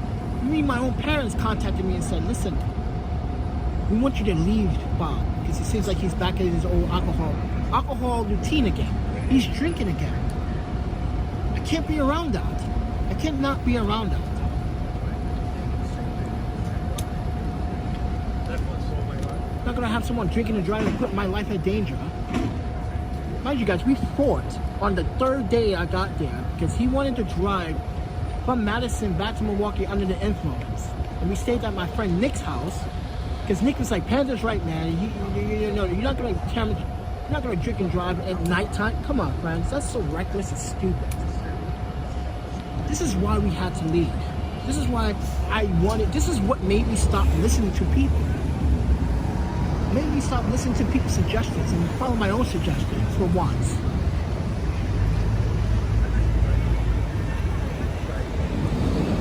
Everyone's trying to put me in danger. You guys didn't know what happened last year, 2021. You guys need to wake up. I literally left Wisconsin. I literally left a perfect place that I was living because this idiot allowed his friends to steal from me. I went to Chicago for a photo shoot. They ate up all of my food. Lord Brian could tell you that. Lord Brian, Z, everyone would tell you, yeah, I came back, all of my food was gone. Mind you guys, I went to a vegan market to get all my ingredients. It's gone. They ate all my ramen, they ate everything. They drank all my juice. Dude, you're stealing money from my room? You're taking my wagon out my... Yeah, guys, that was like literally beyond the invasion of privacy to a point where my privacy was invaded. It was violated. And when I shared it on YouTube, you guys were saying, I think it's time to leave. And then, this is what happened too. We were live streaming. Lord Brian, please tell me what happened on the live stream. We were live streaming at 1 o'clock in the morning. My door was closed. He was blasting the movies, smoking crack, or doing coke, not crack, coke. With that Michelle girl, whatever her name is, Chelsea. It's like, you can literally hear it in the Instagram feed. Hey, contact your boy. Let's get some more coke. It's like, it's too late, baby. It's just smoke weed. No, weed is not gonna do. Lord Brian, please tell the audience what that live stream on Instagram was all about. Everybody saw that and was like, what is going on over there? I was like, guys, we gotta leave. We had to leave. I still have it on Instagram to this day. I still have that very same video. This is why I want Bob to say something. I'm like, Bob, you literally told on yourself on national television, basically. You literally told everyone on Instagram that you are an alcoholic and you're a drug abuser. You forced my hand. You forced my hand to leave. And you would say, why are you leaving? I said, you is the reason. And you didn't get upset that I was leaving. And say, oh, so who's going to help me cover my lease now? I'm like, I'm not going to do it now. Because you didn't give me my privacy that I wanted. You allowed Chelsea to take, you take food, take my wagon, and then break the wagon. Then you don't want to show responsibility for the actions that Chelsea has been. You didn't give her a key. You give her a key. Which I understand, it's your girlfriend, whatever. She's not even your girlfriend because you were literally sleeping with 2 other girls while seeing Chelsea, and I thought that was womanizing. And you guys know I'm not a big fan of that womanizing shit. Yeah, he was womanizing, and he wanted me to lie to Chelsea, say, "Don't tell Chelsea I was with this other girl." I'm like, no, dude, no, don't disrespect me to violate my oath, so you can get some coochie, some lovey. Yeah, he wanted me to lie. I'm not lying for you, dude. So I left the house for the rest of the day, so I don't have to deal with it. I came back later on that night, right? And that's when I realized, like, it's time to go. I'm gonna move out. I'm not even gonna update the lease. No. And he gets mad when I leave. Yeah, so when I was on my way to the Chicago, to the Amtrak station from Milwaukee, right? He texts me, like, "I just finished watching your other video. That's why you left? Oh, why you exposed me on Instagram?" Like, I exposed you on Instagram because you're being rude for the 20th time. For the 20th time, you're being rude to your own roommate that gave you, wait, my parents offer you money, gave you drinks, gave you food, even cooked for you, everything, and you still were being disrespectful.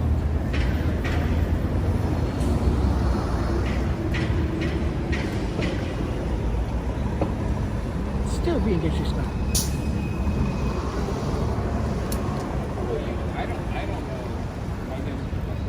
Goes to show you, some people just don't care.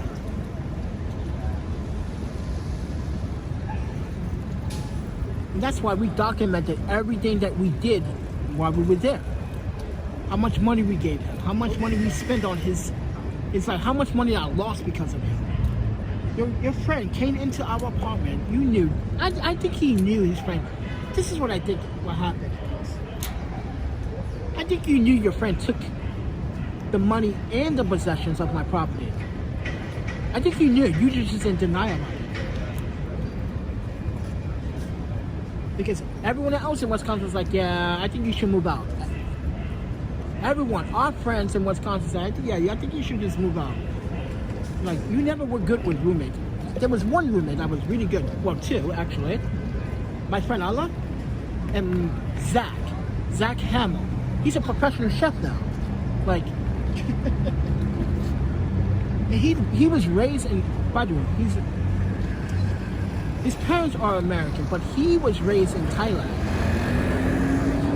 Yeah, he's a white kid raised in Thailand. That's his specialty, Thai food, Asian food cuisine, and he's a professional chef. So, he was probably the only fucking good Wisconsin roommate for a short time I had. He had no problems with him. Zach had no problems, but Bob was the problem. All our friends had moved into Bob. I never thought the day I would move with Bob to San Francisco. And now I understand why all our friends don't want to roommate with Bob. Bob has bad habits.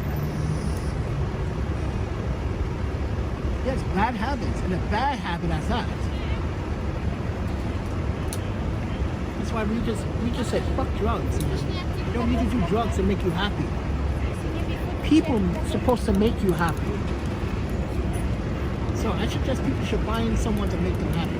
Don't do drugs. Why are you even doing drugs? Why are you even tempted to even do drugs? Yeah, like you remember Bob from last year back in Milwaukee? The guy that literally ruined everything for me? Had his girlfriend and his girlfriends come in and do drugs, and you remember that guy, Lurch? You weren't there at the time. You've been on this channel long enough. And then when you go for He rented this. He was the one that gave me to rent that space out, that big ass studio space. Yeah. That was a nice space too. That was a nice little studio. You guys even liked the studio. You guys like, oh, I like the background, Panda. You got your skates in the background.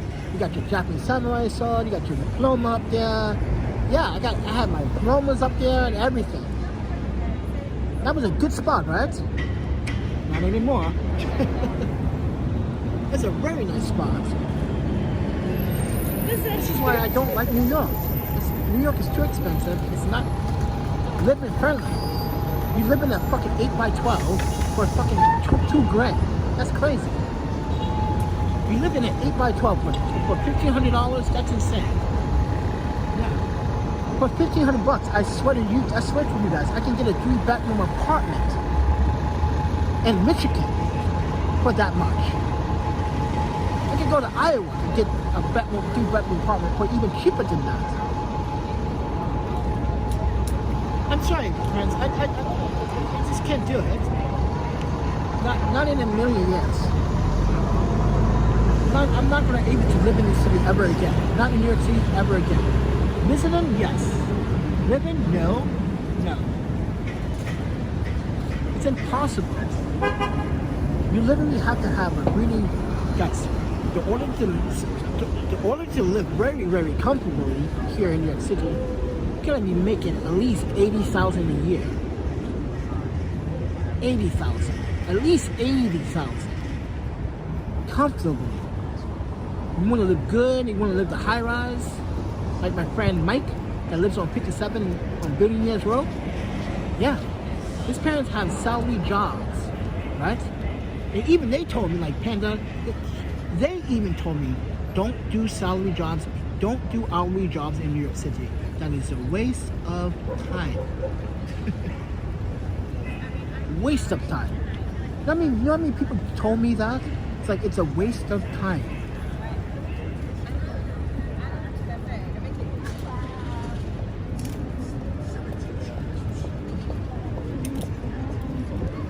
Waste of fucking time. Everybody smokes marijuana in New York City, even though it's still not technically legal yet. It's just tolerated. That's what I keep telling everybody. It's like, yeah, it's tolerated, but it's not legally on a federal level. It's not legally yet. That's why I was like, that's why. Who was it the other day asking, like, don't you? Someone asked me the other day, I used to work for a dispensary. Yeah, I used to work for a dispensary. Well, and that was short-lived.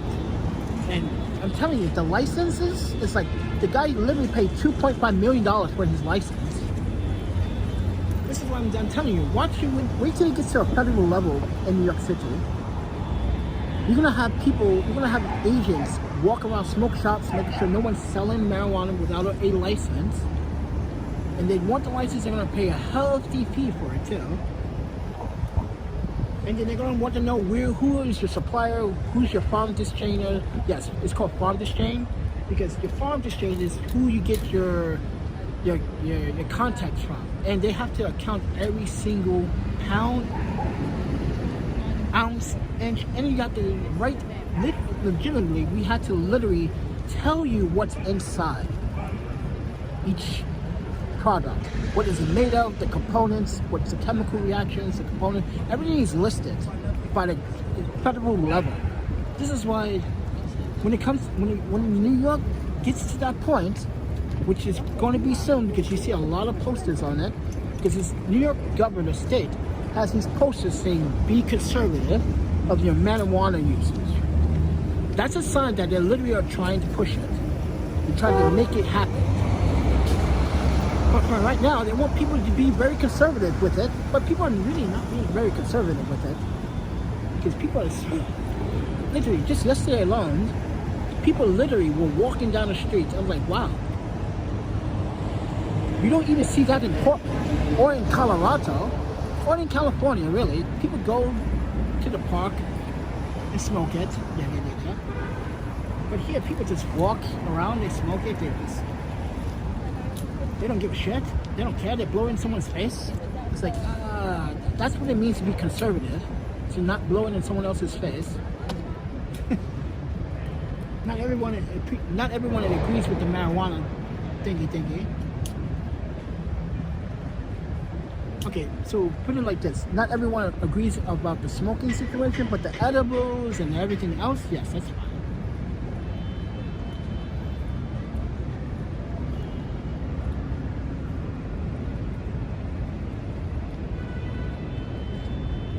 It's called coke.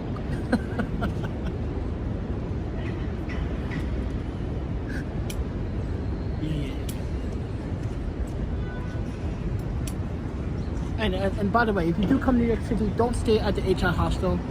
It's such a rip-off. You pay $90 just to like check in at 5 p.m. and then check out at 10 p.m. in the morning. You don't even have enough time to have fun. You just gave away $80. You know, you should just sleep outside for $80.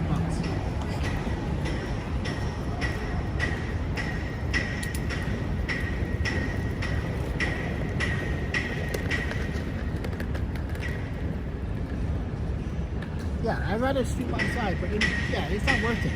Go to the local NY or the Moore hostel. Right now, their prices right now are $54 a night at the Moore, and at the local hostel, I think it's $62 right now a night. Right now.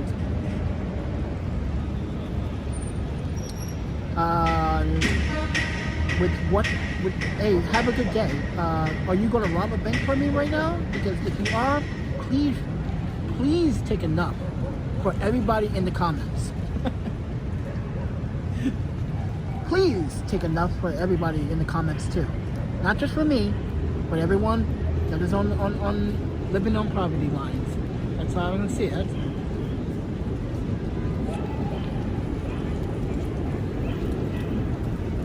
What people realize, it's gonna rain, and it's gonna rain even more. It's gonna rain again. What was the name of that hostel in Portland? Oh, that's my friend's hostel. It's called the Northwest Portland International Hostel. So my friend Jim and my friend Britta, she's from Germany. They've been here for a long time. I've been going to that hostel since like 2009. I've been going there since 2009. That's how long it's been. So every time I stay there, I get to stay there.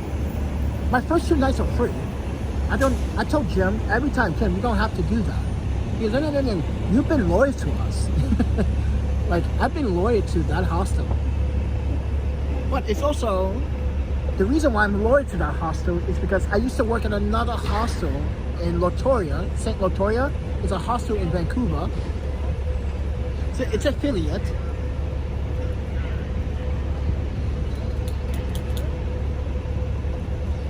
Women's Center food. What? Women's Center food. What is that?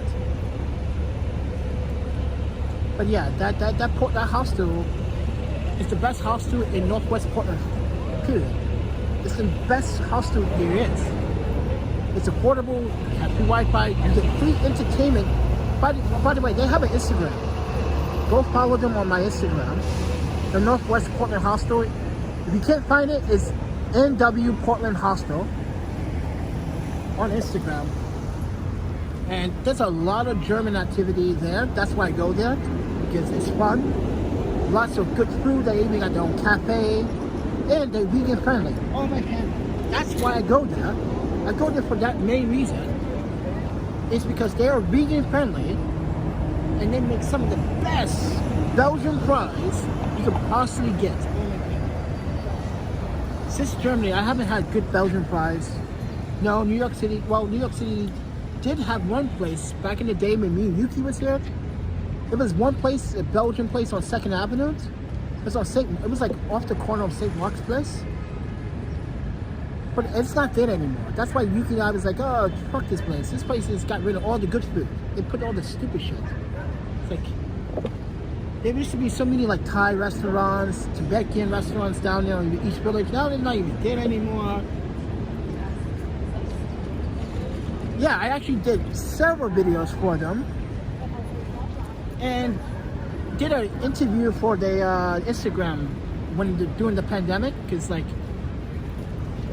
people thought the hostel was closed until they read my article, and I had people come from all over. That's when I had people literally come from all over. Like, we read Panda's article. I heard this hostel was open during the pandemic. Like, you had to like show that you didn't had COVID and anything like that. But yeah, I do it again. And I do it again and then do it again. And this is why I want to go back west. Because those are my friends. These are people that literally will look up. And probably I'm pretty sure Jim probably say, hey, Panda, I offered you that job before. You'd like to take the job? I'm like, you know what? I take the job. I like to work at the hostel. At least I can work with Justin, Sarah. Yeah. And what's his name? The new guy. He's from Germany. Right before we left, he was like, man, I envy you, man. You really like to travel. You watch my Instagrams, my videos. Yeah. So that's a good place. I recommend that place. If you go to Portland, if you find me there, there's 2 places you can find me. You can find me at the waterfront at Portland. You can find me at this dispensary. It's called Oregon's Finest. So this is a tall, blondish Swedish girl that works there. Oh my God, she's so hot. No, she's my friend. But like, when I come in there and get edibles, she's like, oh Panda, I got something new. I haven't seen you in years. Like, dude, trust me. Every time she sees me, we always have dinner together. We eat out. We go out to drink. We go to karaoke. Yes, there's karaoke in Wisconsin. I mean, in Portland. And that's the thing that I think Wisconsin is missing, is more of karaoke. Because there's not a lot of karaoke stuff going on. There's more like music going on.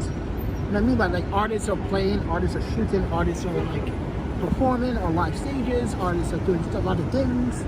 But in Portland, there's like karaoke bars, there's bars you can go to for that. Yeah, that's why I like Portland, because you got a mixture of flavor. Like going to Hillsboro, which is like Japantown for Portland. So Hillsboro, you take the train, and this is how easy it is to get around Portland. Or you can try Metro trains, it can take you anywhere, and you get there easily. You can transfer to a bus for free, easy. That's why I like Portland. That's why I like Vancouver, because the train system works. Here, the train system does not work. You either are stuck in the subway, or there's no elevator accessibility, or you screwed, or you're gonna have to take or if you're on a budget, if you like, say, come like for me, you come from Penn Station, right, and you don't want to spend $100 on a Uber or a Lyft taxi in New York City to get to Brooklyn, right? You want to take the train. Sometimes taking the train might be even worse, because you might not have an elevator or handicap accessibility for your luggage. But New York City's subway system doesn't make it easy for some people. But the subway system, even in Portland and Vancouver, is so easy that like, I don't even break sweat when I'm literally using the elevators or the escalators, any of that. It's so easy. It is always on time. Always on time. Always on time.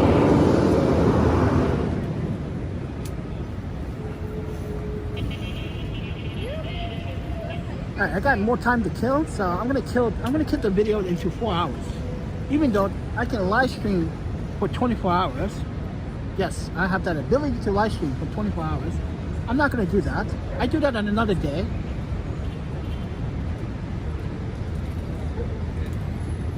Just trying to kill the time.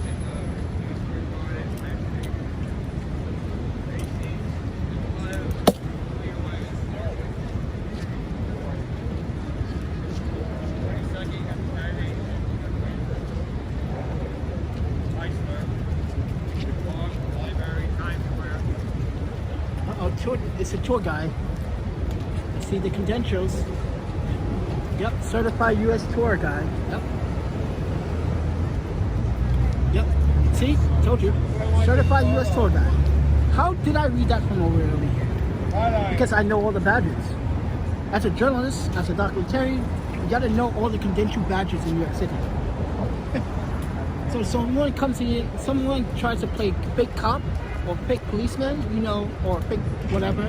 Texas, I know you're from San Antonio, where you at? You always gotta ask and then see the credentials. General Worth right there. General Worth, that's a forward title. He's buried there. But what's weird, there's 3 of these things. There's one in Metropolitan Museum of Art. There's 40 things, I can't say it. For 3 of these things, here, Metropolitan Museum of Art backyard. There's one downtown, one on my take off the ground, and all line up with the That's like the Freemasons on the corner.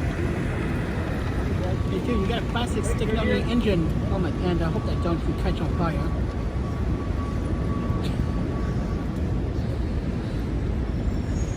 So yeah, I actually thought about doing the US tour guide thing, but financially, so that salary wise, it doesn't pay very well. Yeah, I thought about it. Yuki said I would have been good at it, and I was like, nope. Nope. Maybe in Vancouver, yes. In Wisconsin, yes. Sometimes I'm not the best. You know who's the best? You know who's the best? He's the best.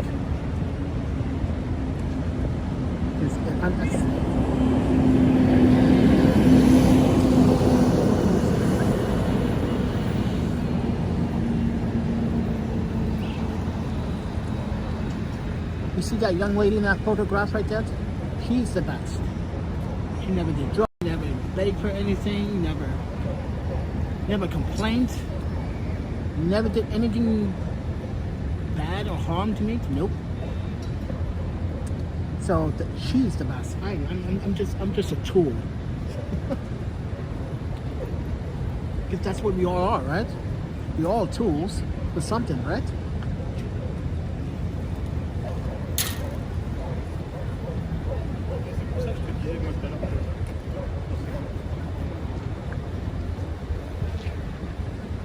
Yeah, I'm kicking in at Flatiron.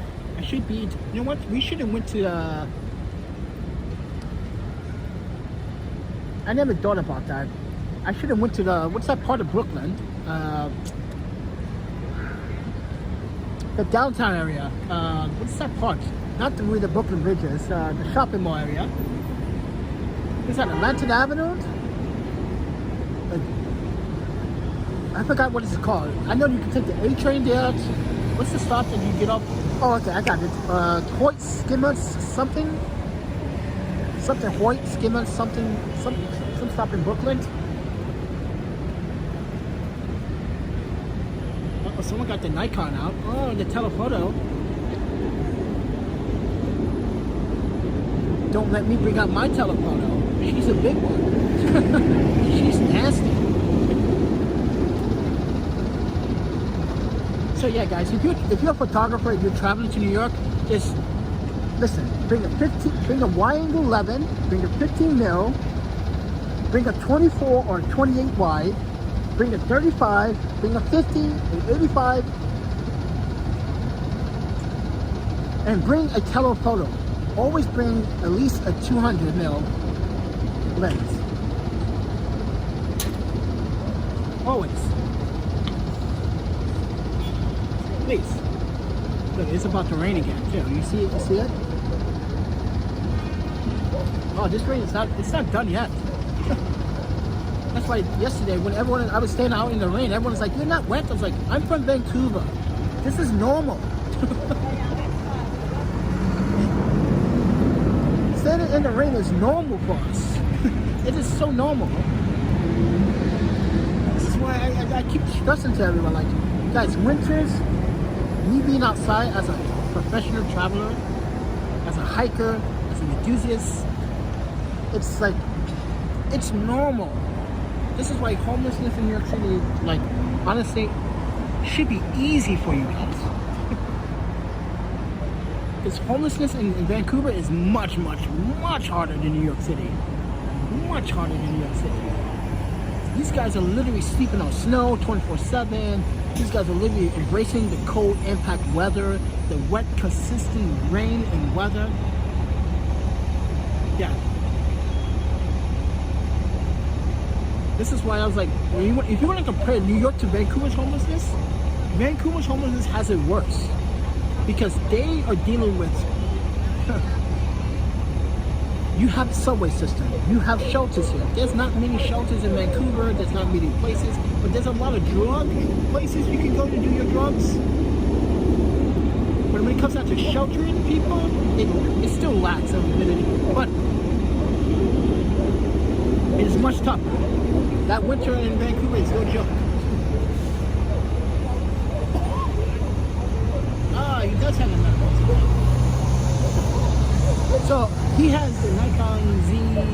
7 Mark II. He has a Metabose adapter. That's what you guys are asking. So he's using the Nikon line lenses, telephoto, but he's using an adapter because you can't use an adapter for that.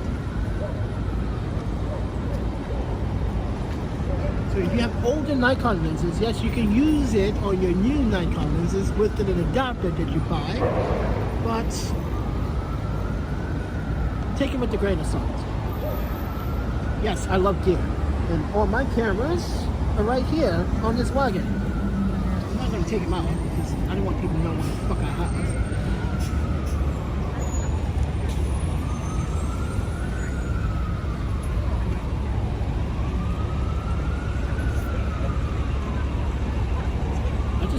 I just wanted it to rain so we can like watch people get wet. I'm like, ah, so we can laugh. I'm like, welcome to Vancouver. Watch, wait till it starts raining. I'm gonna say that. I'm gonna say that loud. Welcome to Vancouver.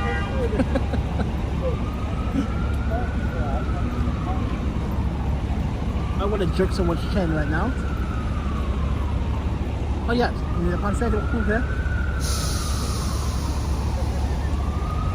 Downtown Women's Center for Q in LA. Oh, I'm not in LA. Oh, dude, you going to Skip Road? Oh my panda, dude. Please be careful. If you're going down there, please be careful. Please be careful. Did you hear what happened yesterday down in Skip Road in LA? And the day before yet? Oh wow, dude, you guys are literally out of tune. You guys need to check the news. It's getting crazy out there. Overdoses and overdoses and deaths out there.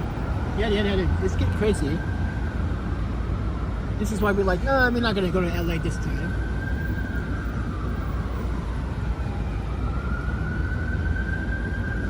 But I might want to go to Santa Barbara, but I don't know. No one goes to Santa Cruz anymore because that place is full of violence and we went there twice and it wasn't very good. The hostel there was pretty oh yeah, that's right, HI closed that hostel. It was a ripoff. You don't check in people at 5 o'clock and then the next day you check out people by 9 a.m. And then there was a curfew at that hostel. I'm like, wait. Us adults have curfews? What? So if you're not in by 11:30, the doors are automatic lock? I was like, whoa, I feel trapped. I feel literally trapped. That's bullshit. Yeah, that was bullshit. It had its own bathroom. In the rooms, you had your own bathroom, shared bathroom. And I was like, no. This is like jail.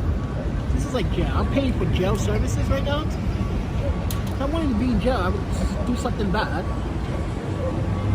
Yeah, so they closed that hostel. Good. Because I wrote a really nice review for that hostel. Because they treated me... It was during the pandemic too. It was me, this girl that was from the New Zealand, and the German girl. And we were there, and we were roommates. And they were like, oh, they didn't tell us to go to roommate with a boy. And then I spoke some German a little bit. They're like, oh, okay. It's like, yeah, they didn't tell me I was having a roommate either. And it's like, yeah, they told us curfews at 11:30. I was like, what?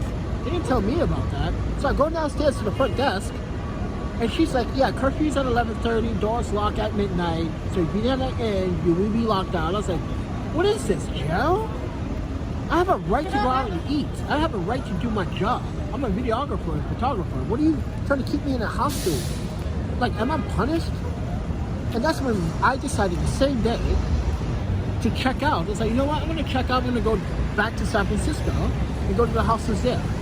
And the woman's like, why are you checking out? You just checked in. I was like, this is unreasonable. None of this was said on the website. None of this was even mentioned on the website. And I called HI. I called one of my HI reps and told her, what is this hostel doing during the pandemic? What's this curfew like? She's like, oh, they got a curfew still? It's like, yeah. No, I didn't do a curfew. A grown-ass man doing a curfew. and paying, mind you, $70 a night, and I have a curfew? Oh, no. That's insane. I'm glad I closed that hostel. This is why I don't want to support HI hostel anymore. They really get really ridiculous with the prices. And now they want to charge you $5 if you're a non-member. Bad enough is already $3 if you're a non-member.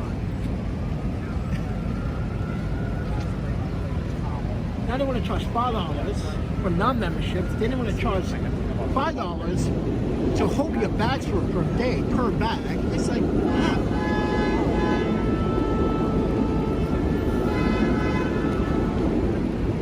That's why we're not messing with the HI hostels anymore.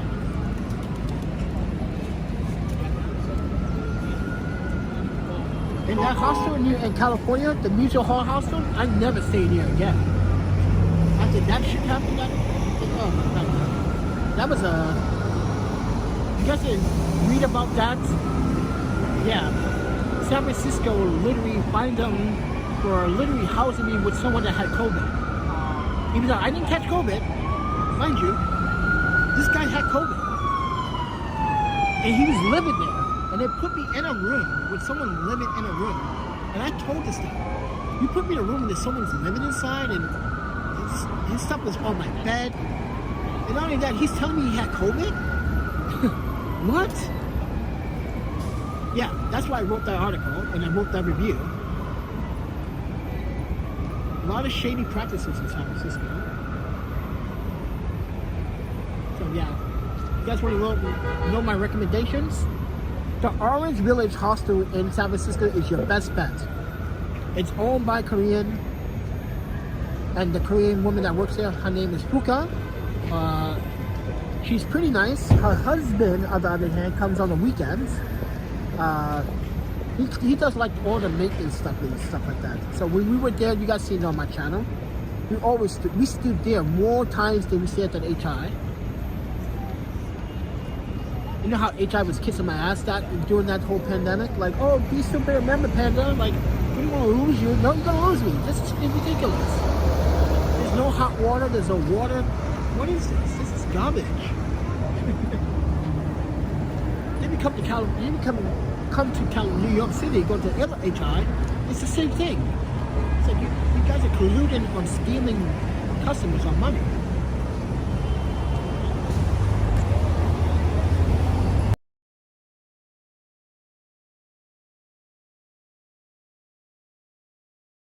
I should keep it going. I should keep it going just for the sake to see how many people would actually show up and see if I can literally change the algorithm how it really thinks about this channel. Because now it's probably say what, he's never gone over the 3-hour limit on live streams before. What's the deal?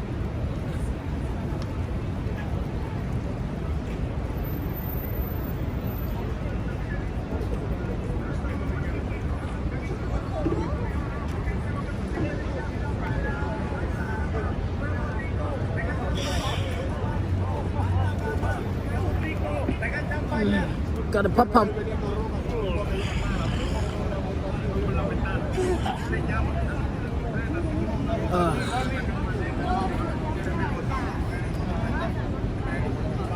are you guys from? Ecuador? Oh.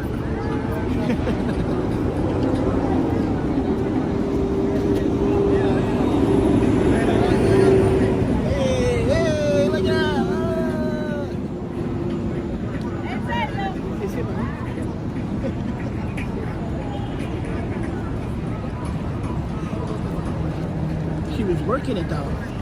Gotta give her credits for this dude. Like, guys.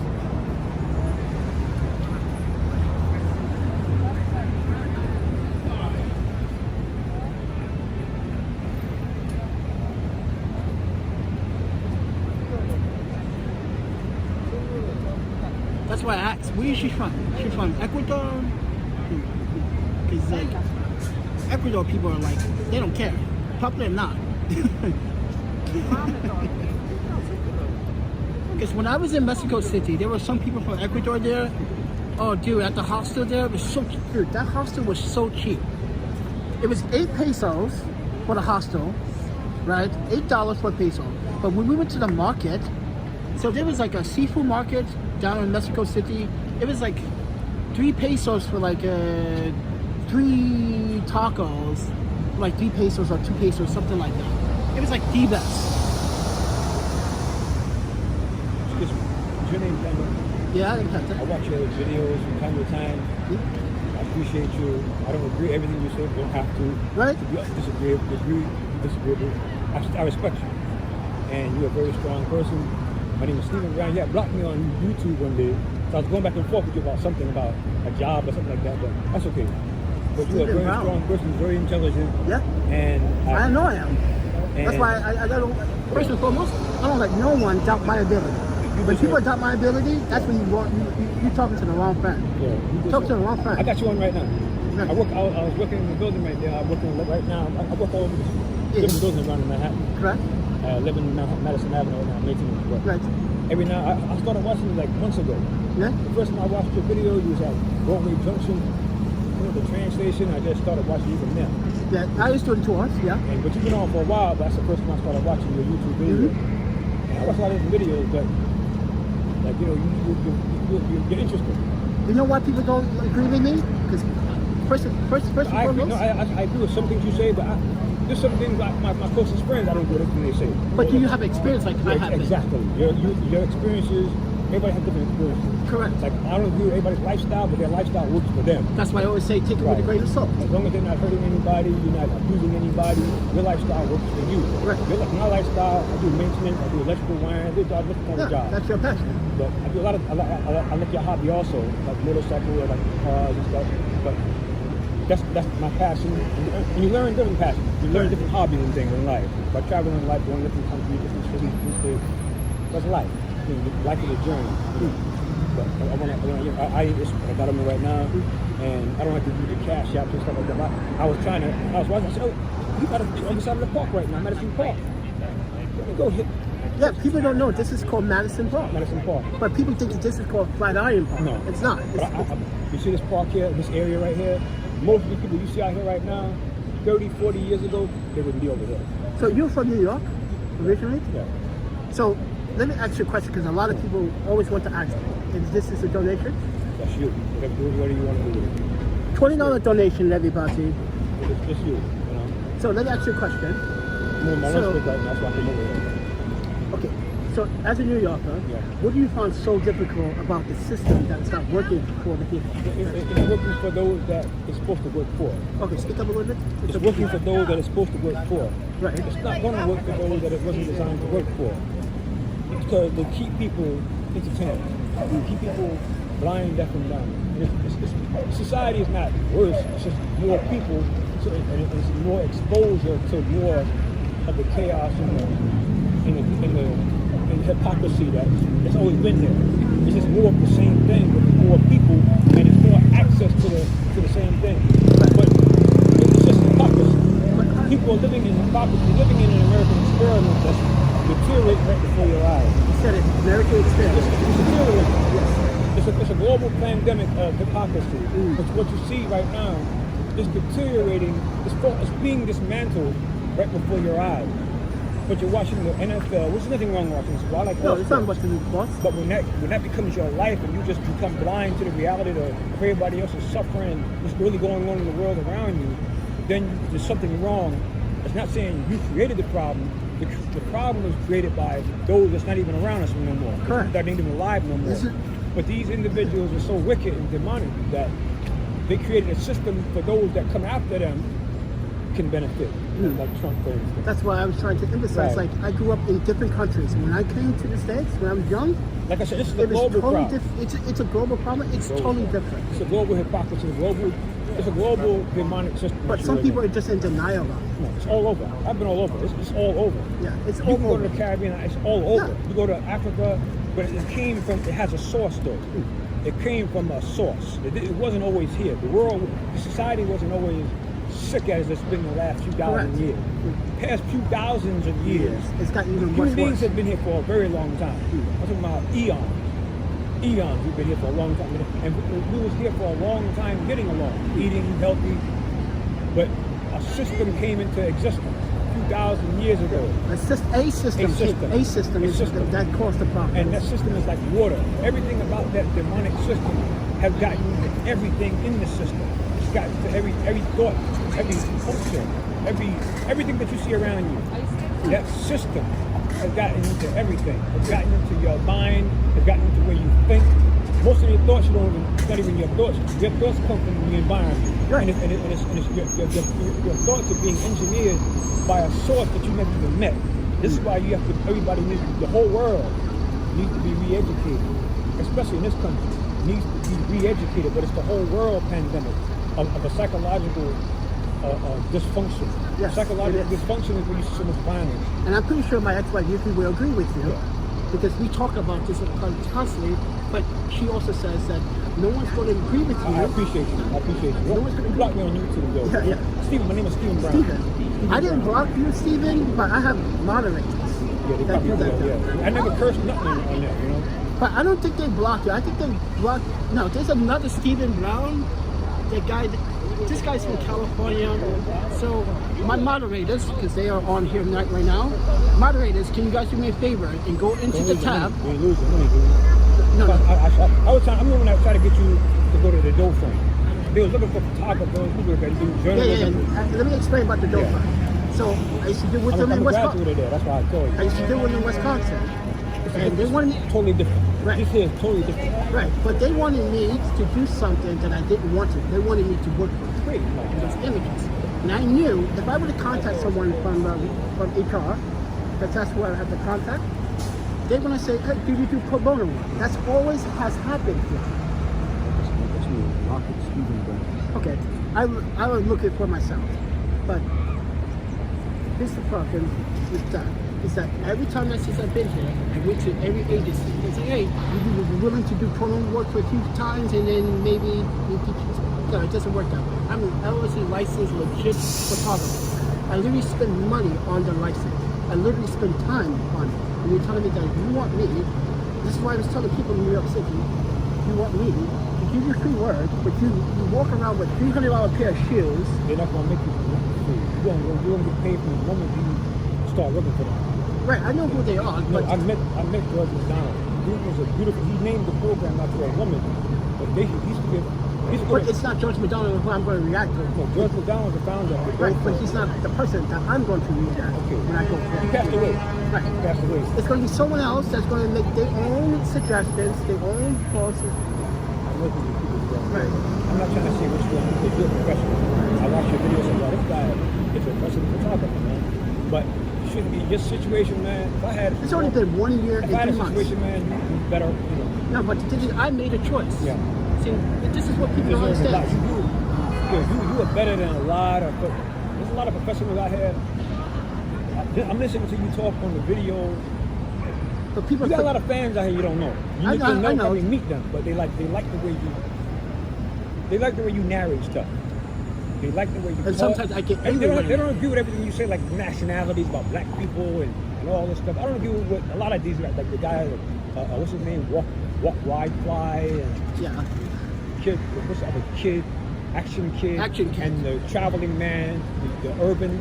I don't agree with. I don't agree with everything everybody says. But that's hard for me. I got time. I got about 20 minutes. But I like the way you narrate. Okay, how can I put it? I like the way you put words together, even though you have the teeth situation. Yes. I like the way you put things together, the way you dialogue things. The way, you make it interesting. You make a person want to do research. You make a person want to look up something, fact finding. Yeah. You make a person interested in looking at something that they have no idea. Like, that's interesting. Let me check into that. You know. It's so many interesting dude, man. There's so many interesting things to research about certain things. This is why I say, listen, it's not my first time in New York City, but when I tell people that the only reason why I'm in this situation is because in reality, this all started because we had a bad room in Milwaukee, Wisconsin. If I did not stay, if I would have stayed in Milwaukee and dealt with that, I wouldn't even be in this situation. But the point is, like, I decided, like, you know what, I need to start listening to myself. You want my phone number? I listen to everyone else. Let me give you my phone number. One day you can call me. I might be somewhere. You go sit down and eat somewhere and just. Oh, you haven't eaten yet? Huh? Have you not eaten yet? I eat my lunch. I bring my lunch with me. I don't buy half. Depends on where I'm working with building. I might go. They want to charge. They want pizza. I can afford it. $3.60 for a regular slice of pizza. I mean, really. I remember that same slice costed 50 cents or $1. Like what? You paying more rent, insurance, or something like that? You charging $3.66 for a regular slice? Let's ask the question. Man. Is the pizza good? No, it's just the same kind of pizza you're gonna buy the 99-cent pizza place. Oh, the same pizza that you buy the 99-cent pizza. Same pizza, exact same pizza. I think that's called people. I Price noticed. gouging. Price gouging, inflation. It's criminal. It's usury. It's criminal. Yeah, it's people started using that here a lot. The inflation, so they make excuses. Say, "Oh, we have to," which you didn't really have to. We just made the decision. Because you're getting away with it. It's like when you go to Times Square, you go to certain places out of Brooklyn. Right. That same places out there, it might pay cost $5. Somewhere around here, it might cost you $20. Just because the environment, because the location. It's like anywhere you're paying rent out here. That's why I tell people, go to Queens, go to Brooklyn. You pretty much have a better Depends on deal. what part of Brooklyn. Williamsburg, Greenpoint, it's going to be more expensive than you're going to find out in Gateway Center. You've never been to Gateway Center, Shirley Chisholm Park. You need to go out there. Gateway Center. Go Gateway Center, Shirley Chisholm Park out there. You Google it. Google Gateway Center. That sounds familiar. It's like a brand new neighborhood. It's like a brand new little city that's been built up for the past decade or so. Where is this at? It's called Gateway Center. It's out in East New York. On the other side, between East New York and Howard Beach. It's a brand new neighborhood. They have parks out there, brand new stores, houses, everything. It's called Gateway Center. It's like near East New York. Gateway It's like Center. Brownsville, right? You know, but no, on the side of, way on the other side of Brownsville, you got Brownsville, you got Flatbush, you got Brownsville, you got Canarsie, you got East New York. Then now you're going into I've been Queens. to Canarsie. I'm not going there again. No, it's not in Canarsie. It's on the other side of, it's between Howard Beach. You know where Jamaica Bay is at? Yes. It's on the other side of Jamaica Bay, where they have their reservation. It's nice. It's like a brand new neighborhood. They got malls out there, shopping centers, parks. It's called Shirley Chisholm Park. It's a brand new park. It used to be a city dump. This was a whole city dump back in the. I know you talk about. It's by the highway. It's called Shore Parkway. Right, but it's like that. That highway takes you to JFK. Yeah. I know what you're talking about. But you never been there though. When you go around, like, this neighborhood sprung up in the last 20 years. It didn't exist. I'm from over there. I used to live over there back in a long time ago. I remember because I used to take the air train to the airport. It was back in the days. It was called Old Mill section of Brooklyn. Old Mill. Old Mill. The reason why they call it Old Mill because that neighborhood was filled up with farms, pig farms, You hear that, cow guys? farms. New York Back in the City days. had farms. And Yeah. back in the days, you went back there. There was sand back there. Sand dunes. Those sand dunes. You find the fences. It was beachfront property back in like the 1800s, late 1800s, early 1900s. Oh, when the Dutch came here to settle. After that, After that. there was a farmers back there. I told you. When I was a kid, we used to go back there. And there was still shack houses back there, still barn houses back there, abandoned barns. You might have went back there one day and seen an old 1920s or 1930s car just rotting in the weeds back there. But all that, they done dug all that up. They built a brand new post office back there. There's an old water treatment plant that's still back there. It's still back there. It's abandoned, but it's still back there. And on the other side of that, I was working at a construction site back there too for a minute. 2020, I was working at a construction site back there. And where I was working at, there's brand new streets back there now that was never existed before. If you was to Google Gateway Center, you can take the B13 bus back there. You can take the Pennsylvania Avenue and go all the way down and take the Flatlands Avenue and go all the way down, and you'll run right into Gateway by Starlight City. Starlight City is called Spring Creek Towers now, but it's originally called Starlight City. Yeah, because it was built in the early 70s, but they call it Spring Creek Towers now. But the original name of it was called Starlight City. I watched as a kid watching this thing get built up, Starlight City. But back then, we used to race motorcycles back there too. If you Google Fountain Avenue Racing, 1989, 88, 1990. We feature a lot of the. I used to race back there back then. Old icons. We used to race back there, back in cars back there. I used to race all over the world. Englishtown, New Jersey, Gainesville, just different places. But if you was to Google Gateway Center and you just go back there and just walk around back there and you'll see, and it's clean, it's peaceful. It's a new city. It's like a new city in New York. What about housing?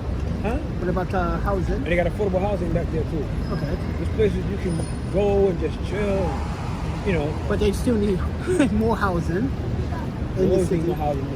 New York is now, 9.1 million people living if you go to Johnson City, New York, it's north of Binghamton.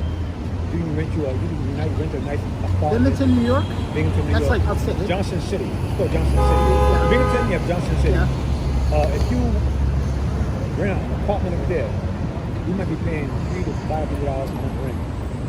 But you get a backyard, front yard, big apartment, big, beautiful, clean, laundry downstairs, everything clean. You find every neighborhood is decent. And the same thing you find here, that same apartment here, probably cost you, I say, about $55 to $500, probably more. You'll never find it like that here. But New York is trash. New York is dirty, stinks. It's not the same. See, you know what it is? People are caught with the nostalgia of the name of New York City. See, the lights of Broadway. Even when you study the history of New York City, you find out New York City is, man, that's a criminal enterprise. Yeah. New York has a wicked history. There's a African burial ground. I'm not gonna say yes, I know about that. where is it? So, I ain't talking about the one in Manhattan. no, I'm it's talking on about the island. I'm talking about the one in Brooklyn, Church Ave, Church and Oh, you're Bedford not talking Avenue. about the one that's on the island? I'm talking about. Oh, okay. Because they used to do, they used to bury the, I was watching Democracy Now! For a minute. Turn this way. I'm gonna show you. I took a picture of it. I took pictures of my sister. I thought they found another part of the land. They did. Okay. Central Park even has a black neighborhood. I'm gonna tell you the truth. When they was surveying the land and digging the land of Macy's, Macy's was a black African American burial ground. You'll even find African American has union uniforms with Herald Square. That was a neighborhood. Yeah. Black people lived in that neighborhood. And when they was digging it up, they took a uniform. They had African American. They were wearing the uniform. Because they were soldiers, whatever, in the Civil War. But it was a community. It was a neighborhood, like any other neighborhood. The neighborhood was taken from them, and the burial ground, the whole Herald Square Macy's, that was a burial ground. They took the remains from that burial ground, loaded it up, and dumped the remains of the people in the East River, in Hudson River. If you read a book, it's called American Patriots. That is so criminal. If you read a book called American Patriots, it has passages of it in that Guys, book. are you listening to this? They used to take these bodies and dump it in the East River. Oh my God. This is on Bedford Avenue and Church Avenue in Brooklyn. Okay. Oh, we see that. Oh, yeah. This is in Brooklyn, Church Avenue. This is a burial ground, an African burial ground, African American burial ground. And they was going to dig it up, put housing there, but the people in the neighborhood, hold up, people found out. This is African, but it's next to an old church, African American church, but it's a burial ground. Wasn't there another one here in Manhattan too, other than Central There's Park? a lot of them here. There's one in Central Park.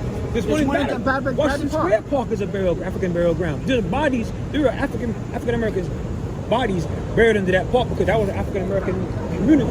There's a lot of Hispanics that was here.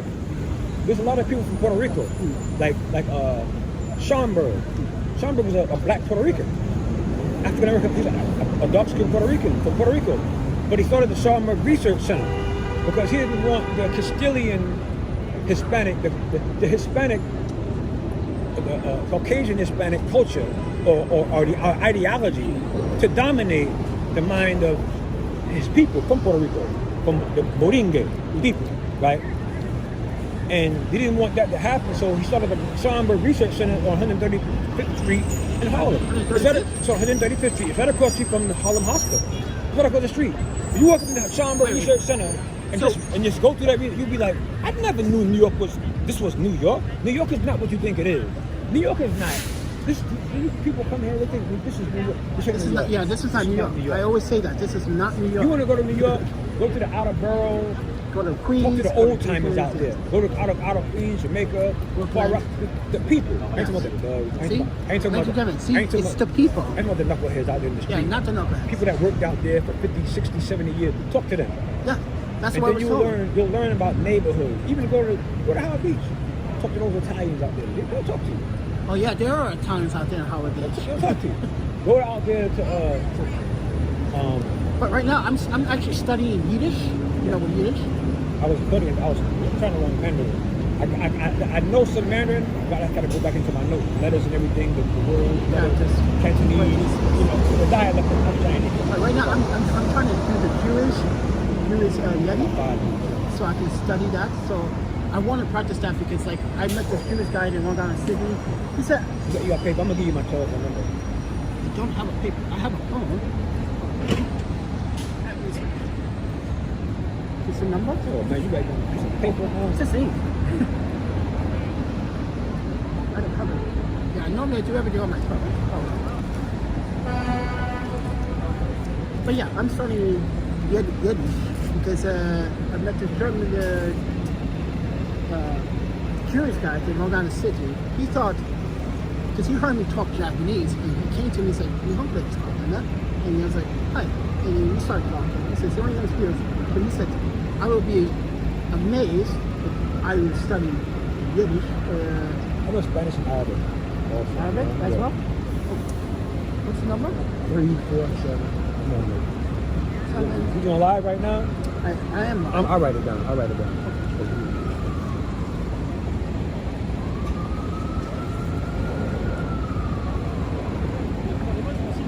So you heard it first, ladies and gentlemen. Always as a native New Yorker, and I have said this many, many times. Call that number right now. So my phone will be in my phone. Give me 1 second. Yeah, I'm live. I just got my brightness down to save power. But yeah, I'm live. I'm talking to Super 6th grade. I'm talking to Have a Good Day. I was talking to a guy. I gotta get over here for the But thank you so much. I appreciate you, man. Thank you, Mr. Stephen Brown. Stay positive. Like I said, just call me. Just check out Gateway Center. Did you go to Jackie Robinson Museum? It's not a baseball museum. It's not a baseball You museum? go there. You know who Jackie Robinson is. Not Jackie Robinson. Not Jackie Robinson.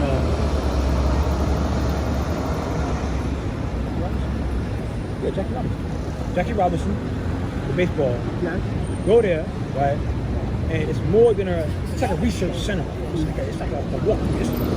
Okay. He was like a Paul Robeson type of dude, even though he condemned Paul Robeson, but he realized that was a mistake to condemn Paul Robeson, speak against Paul Robeson at the time. Yeah, So I know you that. go there, it's like, wow, this place is it's on Varick Street, by Canal Street. Canal in... Yeah, by Canal and Varick Street. It's downtown Brooklyn, downtown Manhattan. Oh, downtown Manhattan. Downtown. Okay, Hudson Street, Varick Street. Oh, yeah, that's It's on Varick Street. It's on Varick and Church out and Canal Street. You get off and take the 1 train to Canal Street, walk right around the corner, right there. Okay. We're churches. I respect you. Have a peaceful day. Yeah, I'm trying to. You see this face? All right. Appreciate you, Mr. Brown. Oh, yeah, 11 Madison Avenue right now. Okay, thank you, Mr. Brown. Ladies and gentlemen, you heard it first from the native New Yorker, and he's watching YouTube. So I need to find out who we need, because there are 2 Stephen Browns. Actually, there are 3 Stephen Browns here on this channel. There was a Stephen Brown from California that was in Shirley. I swear, this guy was like, he's like Sony fanboy. Like, I suck Sony fanboy's dick, like that type, right? This guy literally tried to tell me, wait, I need to find Mr. Stephen Brown. What? Ooh, I need to find out how I could. I think it was Glenn. I needed Glenn to come here because it was one day I think Glenn did it. I don't know who that is. But I didn't know that he was blocked. Oh, I know who he is. He's on my fucking Facebook. Okay, so I get it now. So he's the guy that's on my Facebook that was telling me. Oh, now I know now. Okay, yeah.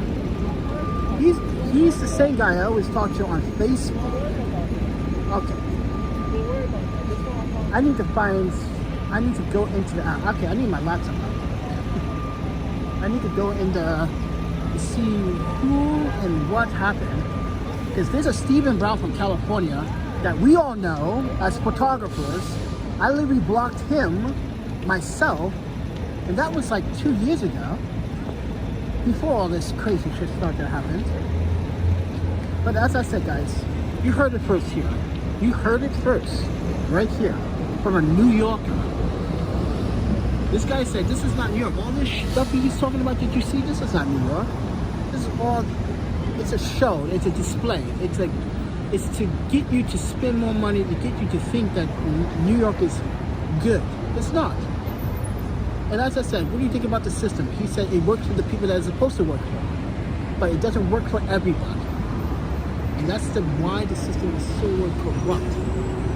And yeah, I was going to ask him about, what do you think about the guy offering me the job in New Jersey? I'm pretty sure he did like, I think that's why he tried to offer me the job at the Dole Foundation, but we had an issue with the whole Dole Foundation in Wisconsin. Yeah, that was when I was working for Porchlight, and then they wanted me, so Porchlight was doing an event. So let me talk to you about that. The Dole Fund in Wisconsin is located on East Washington Avenue, near the East Washington Little Mall. You take the 5 or 4 bus. If you live in Madison, Wisconsin, you take that bus. And what happened was, I was working for the state. They wanted to do like a photo gathering event. Not a photo gathering, they wanted to do an event. They needed a photographer. And they contacted me. Porchlight told them, I don't know, Panda works for, Panda has, that's Panda's work. He doesn't shoot photography for us. That's his own business. When I talked to, the woman on the phone, she was like, I was told you work for Porchlight, you're the photographer for Porchlight. I was like, I'm not a photographer for no Porchlight. I am the counselor. I was like explaining to her what my role is. I am the social worker, counselor, I'm the intake person that does assessments for people that come into the office. I was like, the photography business is my own separate business. She goes, well, I'm looking for a photographer that's willing to do photo work. We don't really have the funds to literally give money away. We are a non-profit organization. I was like, I can't work, cannot, and I told her, I cannot, and I repeat this, ma'am. As a licensed LLC, I literally cannot afford to take risks on a free job when I'm spending my time on camera equipment that's worth more than what you asking for, and who's gonna pay if something happens? Not you, not your boss, not anyone in this place, but I will, because financially, it's gonna cost me out my insurance, it's gonna cost me more to replace it, so no. And then they contact me again, and I showed those emails before. I said, this is why we don't want to do 501c3 organizations anymore. Because they just want free stuff. They can provide you with necessary resources, but like I said, I go in there with a they're like, what do you need us for?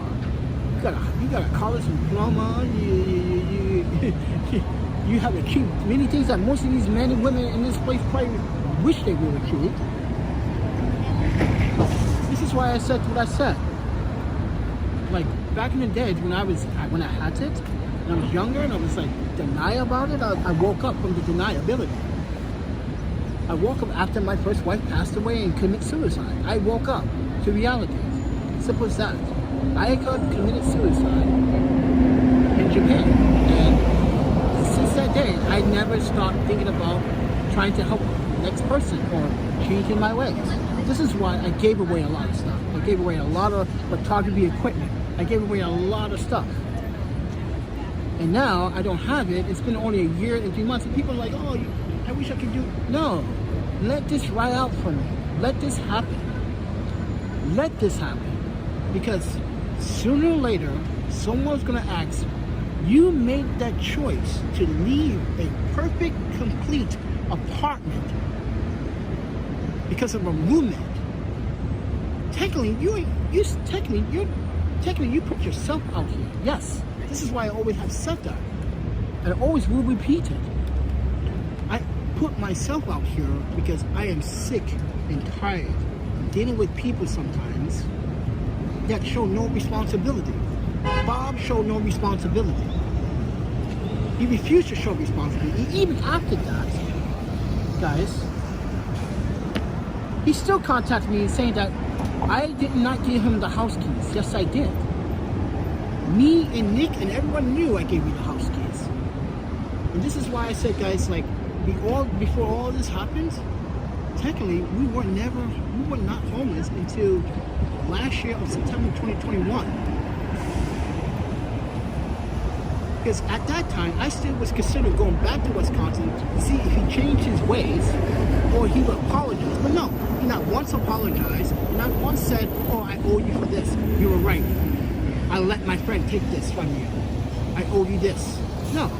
So technically, guys, as I said, as we were having a conversation with Mr. Brown, I put myself out here by choice because I'm sick and tired of dealing with roommates that literally stealing from me and taking stuff from me and eating all my foods. This is so nerve-wracking. Even the landlord was like, yeah, man, I don't blame you for leaving. Because he said that you were going to stay and now you're not going to stay. And I told the landlord why I was to stay. He has bad habits. I can't be around an alcoholic. So if anybody wants to judge me, judge the people that were around me that forced me into this predicament. I left a perfect, completely housing situation for my own safety. So I am pretty sure I did the right thing. Yes, I could have been in Wisconsin. Things could have changed. I could be still waiting for my EEOC to be done. Yes, I could be still waiting for the EEOC to be done. We could probably be working somewhere in Wisconsin right now, but we didn't want to go to Wisconsin. We wanted to go back to Vancouver for a good reason. I want to go back to Vancouver for a good reason. I miss home. I miss home. And besides, like, what other city other than New York is going to have a big Asian community presence that I know I'm going to eat for? I can eat for free. Yes, I eat for free quite a lot in Vancouver. Even in Wisconsin, I eat for free half the time. People are like, oh, Panda, you're back. Oh, it's on the house, Panda. You know you love your ramen. Yeah, Morris Ramen is the best place. If you go to Madison, Wisconsin, go to Morrison Ramen. I ate there almost every single day. For a year straight, I almost ate there every single day. Now you guys will say, well, Panda, isn't that expensive? That's like $16, $15 a bowl of ramen. Yes, it was. At least I didn't have to spend money on breakfast, lunch, and dinner. Because lunch, well, breakfast I didn't really eat. But dinner was awfully, usually I go to UW, I meet some of the colleagues or faculty, and usually we just have like a big dinner and everyone chips in like 10, 15 bucks for all dinner. Yeah. This is why I like Madison, Wisconsin, more than New York City. People are more friendly, people are more sustainable, they have an open mind. People are less judgmental in Wisconsin than New York City. And you guys know that from history, right? So, what time is it? Because I need to get some eye medicine.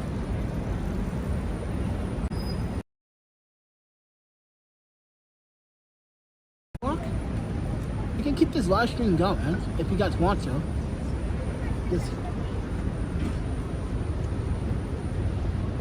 See, everybody watches the content. See, I'm noticing things that he just told me. Mr. Brown just told me something that I wasn't aware of. That YouTube is not giving me any insight about my insights on my analytics data.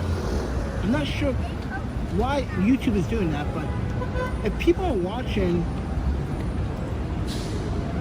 why is it not coming up on the YouTube as a view result? Like I said, not everyone's going to agree with me. I'm not trying to listen, everybody. Thank you. That's so wonderful. Listen, everybody. You don't have to agree with me. I'm good. I'll just wear it. You have to come to some sense to say, like, listen, humanity right now is on a blink.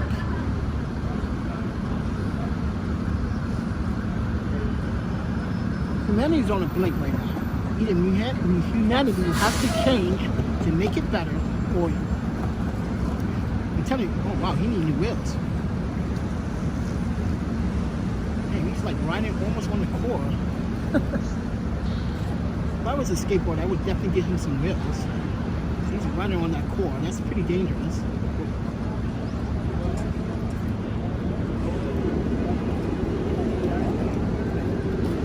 But with that said, everyone, let's take everything what we have talked about with the grain of salt.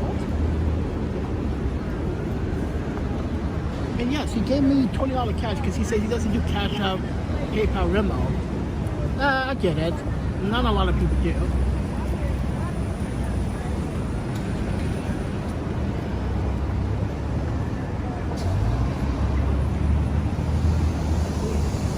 Yeah, $20 donation. I wish I could. Oh, I can't do that, can I?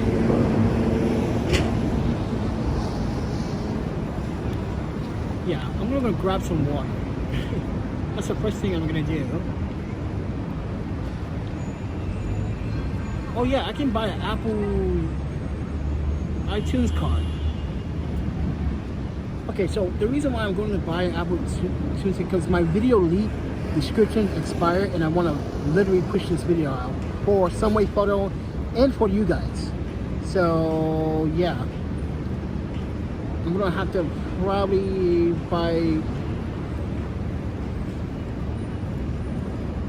Do they even have $10 gift cards?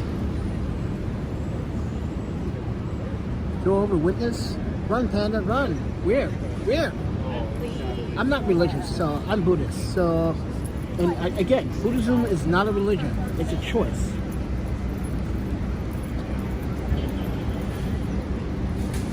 I wasn't Buddhist before, but as I said, when he said he speaks a little bit of Muslim, I was like, oh, okay.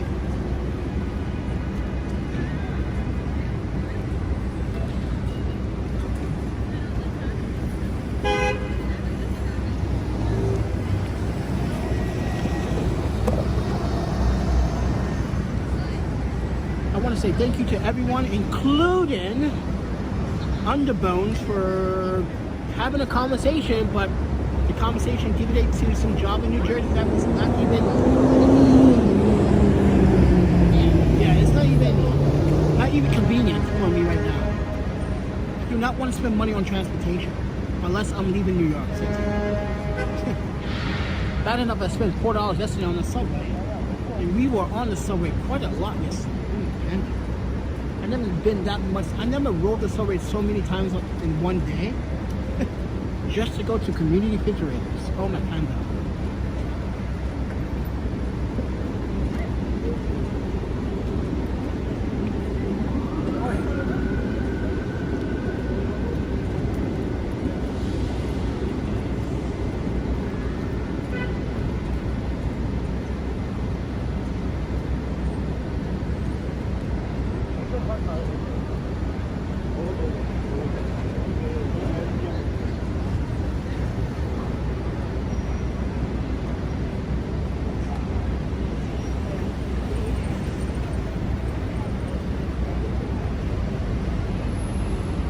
So, as I said earlier today, the reason why I was fixing my wagon is because the ball bearings broke. So, I had to put a new ball bearing in, but this time the gap got wider for the core that holds the ball bearing, so I had to glue it. So this is why we've been sitting here for a couple of hours, making sure that glue hardens, so when we start rolling, there's no bumps whatsoever. But we also got to use a freaking bathroom. And as I said, there's a bathroom, a public bathroom, right across the street in that park. Like I said earlier, you homeless men and women that do have their competency levels up and high, it makes no sense why you can't even shave and wash your ass. If I can do it, you can do it every day too. This is why everyone's like, you don't look homeless, you don't look homeless, you don't look homeless, you don't look homeless. Why are you homeless? You don't look homeless. You got all that fancy scare. You don't look homeless, Panda.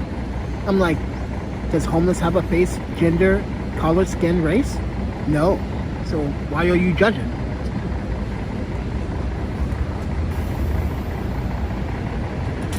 Yeah, I wanna buy the $10 gift card. I need to put money on the iTunes card because I wanna, guys, as I said, I need to push out this video. My video lead description expired a couple of days ago, and this is my chance to push that video out right now. Now it was shot in 4K, but I'm gonna downscale it to 1080p. I want a cleaner output. That's all. Yeah, I want a cleaner output, but I don't want to waste $10 when I could go buy some food. I think, yeah, because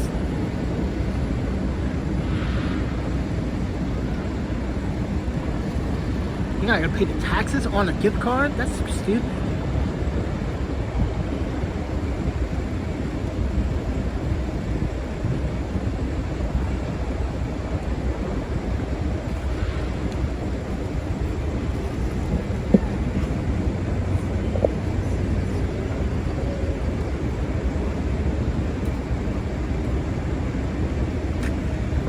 Alright, let's go use the bathroom.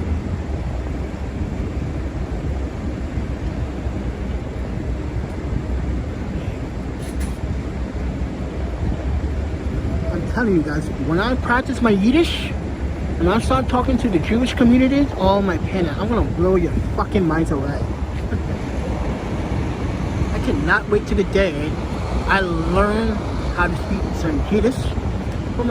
You know what I need to do? I need to find a very nice Jewish man to teach me properly.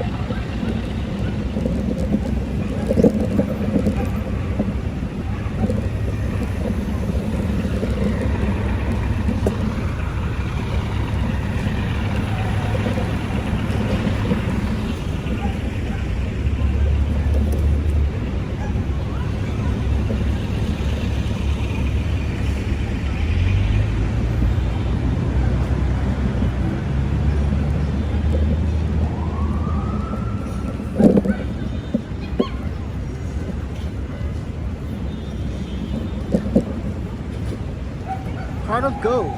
Aw, Heart of Gold is back. It's been a while. Where you been? Where the hell you been? You came in here like videos ago and then you disappeared and now you come back with the love of Heart of Gold. What is Thursday and Friday? My teeth changed.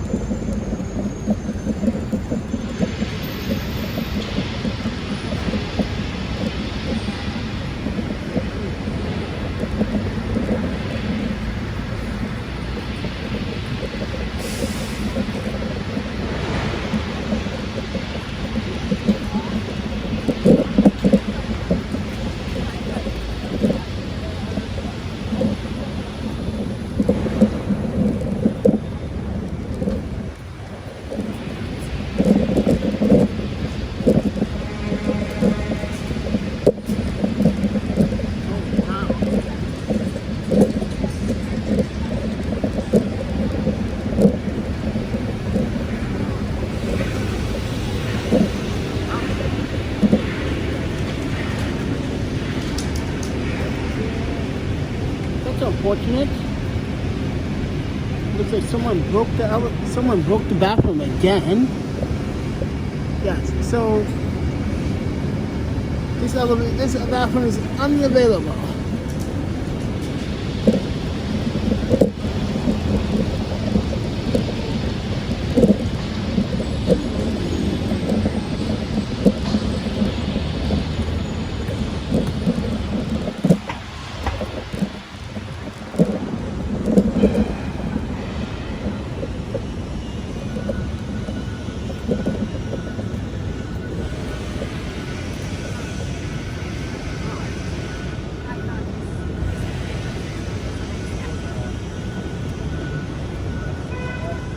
Yes. Like two.